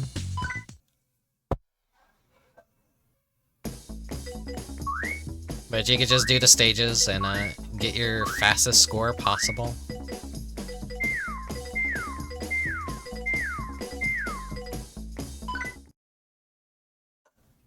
People these days with their auto-saving. I never like got it out of my brain to manually save a lot of the time. That's always like been a trait that has stuck with me, just because like I played a lot of older games. So it is more of a culture shock to me to suddenly just have saves take care of themselves. Because I was always used to like loading files and saving files and having to manage like what save files I wanted to keep and get rid of.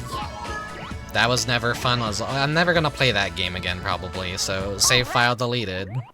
I need to make room for another game. Or else I gotta buy a new memory card and whatnot.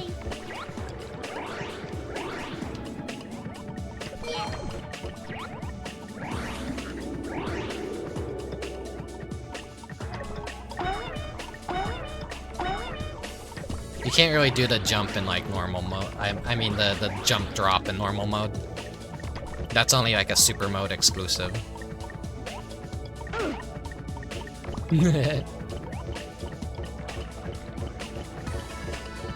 Just love that little Kiwi bastard. There will be more in Jumping Flash 2. I promise you that.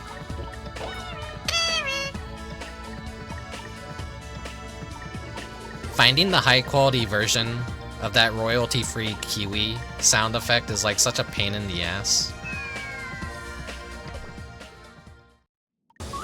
Get ready. Okay, retire.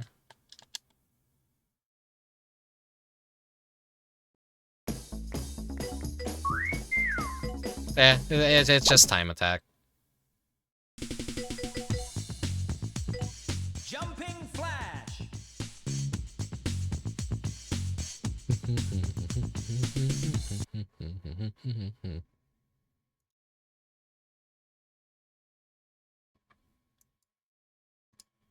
Alright, well, that's it for Jumping Flash tonight. I expected that to maybe be like an hour stream at most, but hey, we stretched it out to 3 hours and 30 minutes. We did the New Game Plus. We got the ending with the credits and everything. So, yeah, everything went better than expected. Poor Ziona, though, she was so excited about the Kiwi redeem, and she's unfortunately, she never showed her face around here, so she doesn't get to abuse the unlimited Kiwi spam for cheap. Oh well. I showed her a little bit of a preview of what's been going on at the beach, and she enjoyed it a lot. Okay, so now we're gonna talk a bit. We're gonna talk a bit.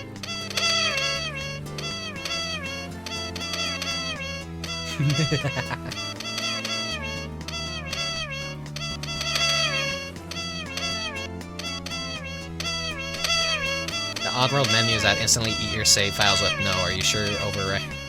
I think that had to have happened before. You guys are all spamming it for Zio. Well, this is the screen to do it on, of the Kiwi overstimulation. Anyone who was having a relaxing time probably fell asleep to the stream. Probably didn't realize they weren't around for this part of the stream. This is how we opened. This is the gag. This is the bit I set up.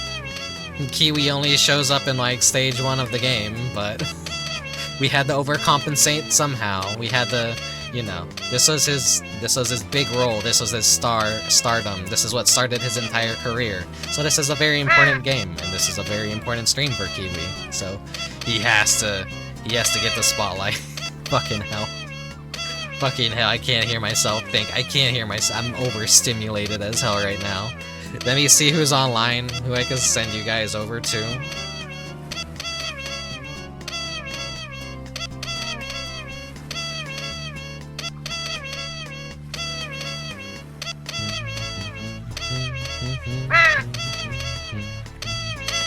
Let me also change the category so we don't get the retro jump scare. If they do shoutouts or whoever I raid today.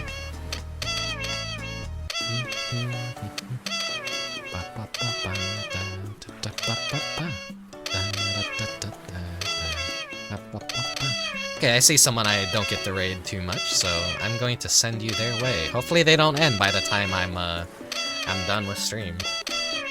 I'm just gonna chat, I guess, just a bit, maybe, but I don't know how much more of this Kiwi I can take.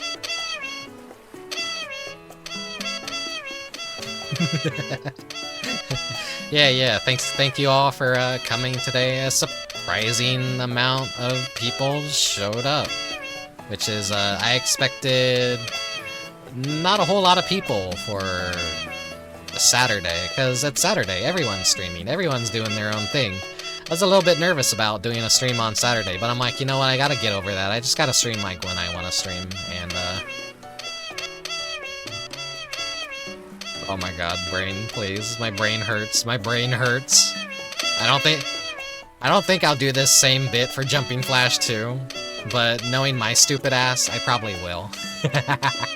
I probably will do it for Jumping Flash 2, honestly.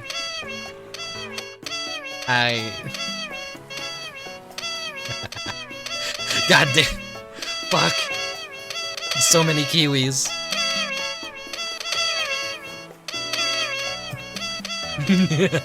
I have myself to blame. I did this to myself. What am I gonna have for dinner tonight, I wonder? Maybe I'll go out and treat myself to something nice. Or maybe I'll just get garbage. Or maybe I'll just do a peanut butter sandwich. I don't know. Do I feel like spending money again? We'll see. Oh, there's a slime mixed in there. Oh my god. What was I saying before I even start thinking about food? Because typical fat American can only think about food. Hamburgers, chicken nuggets.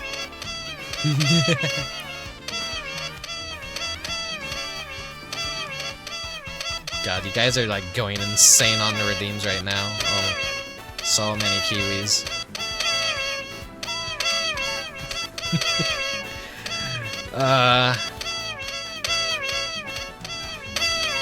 Sorry you missed the Kiwi apocalypse, Ziona.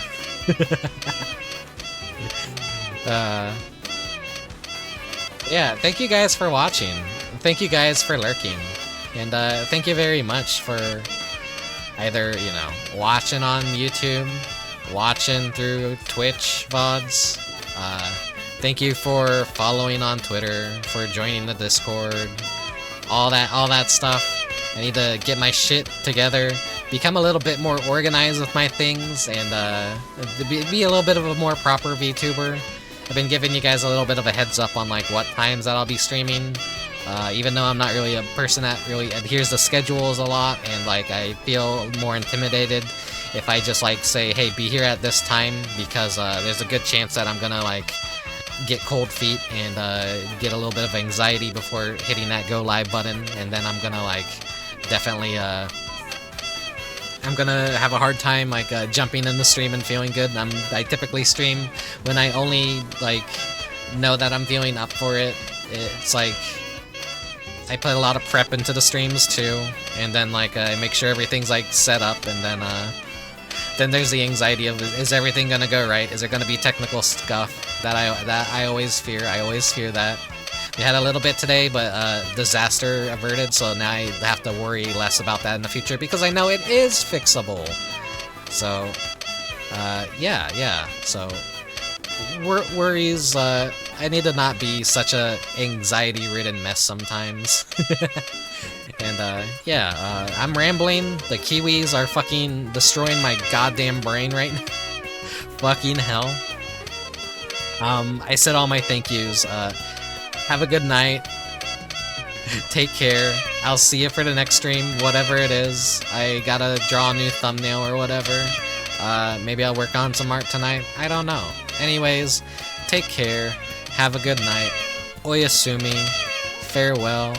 I will see you guys next time. Bye-bye.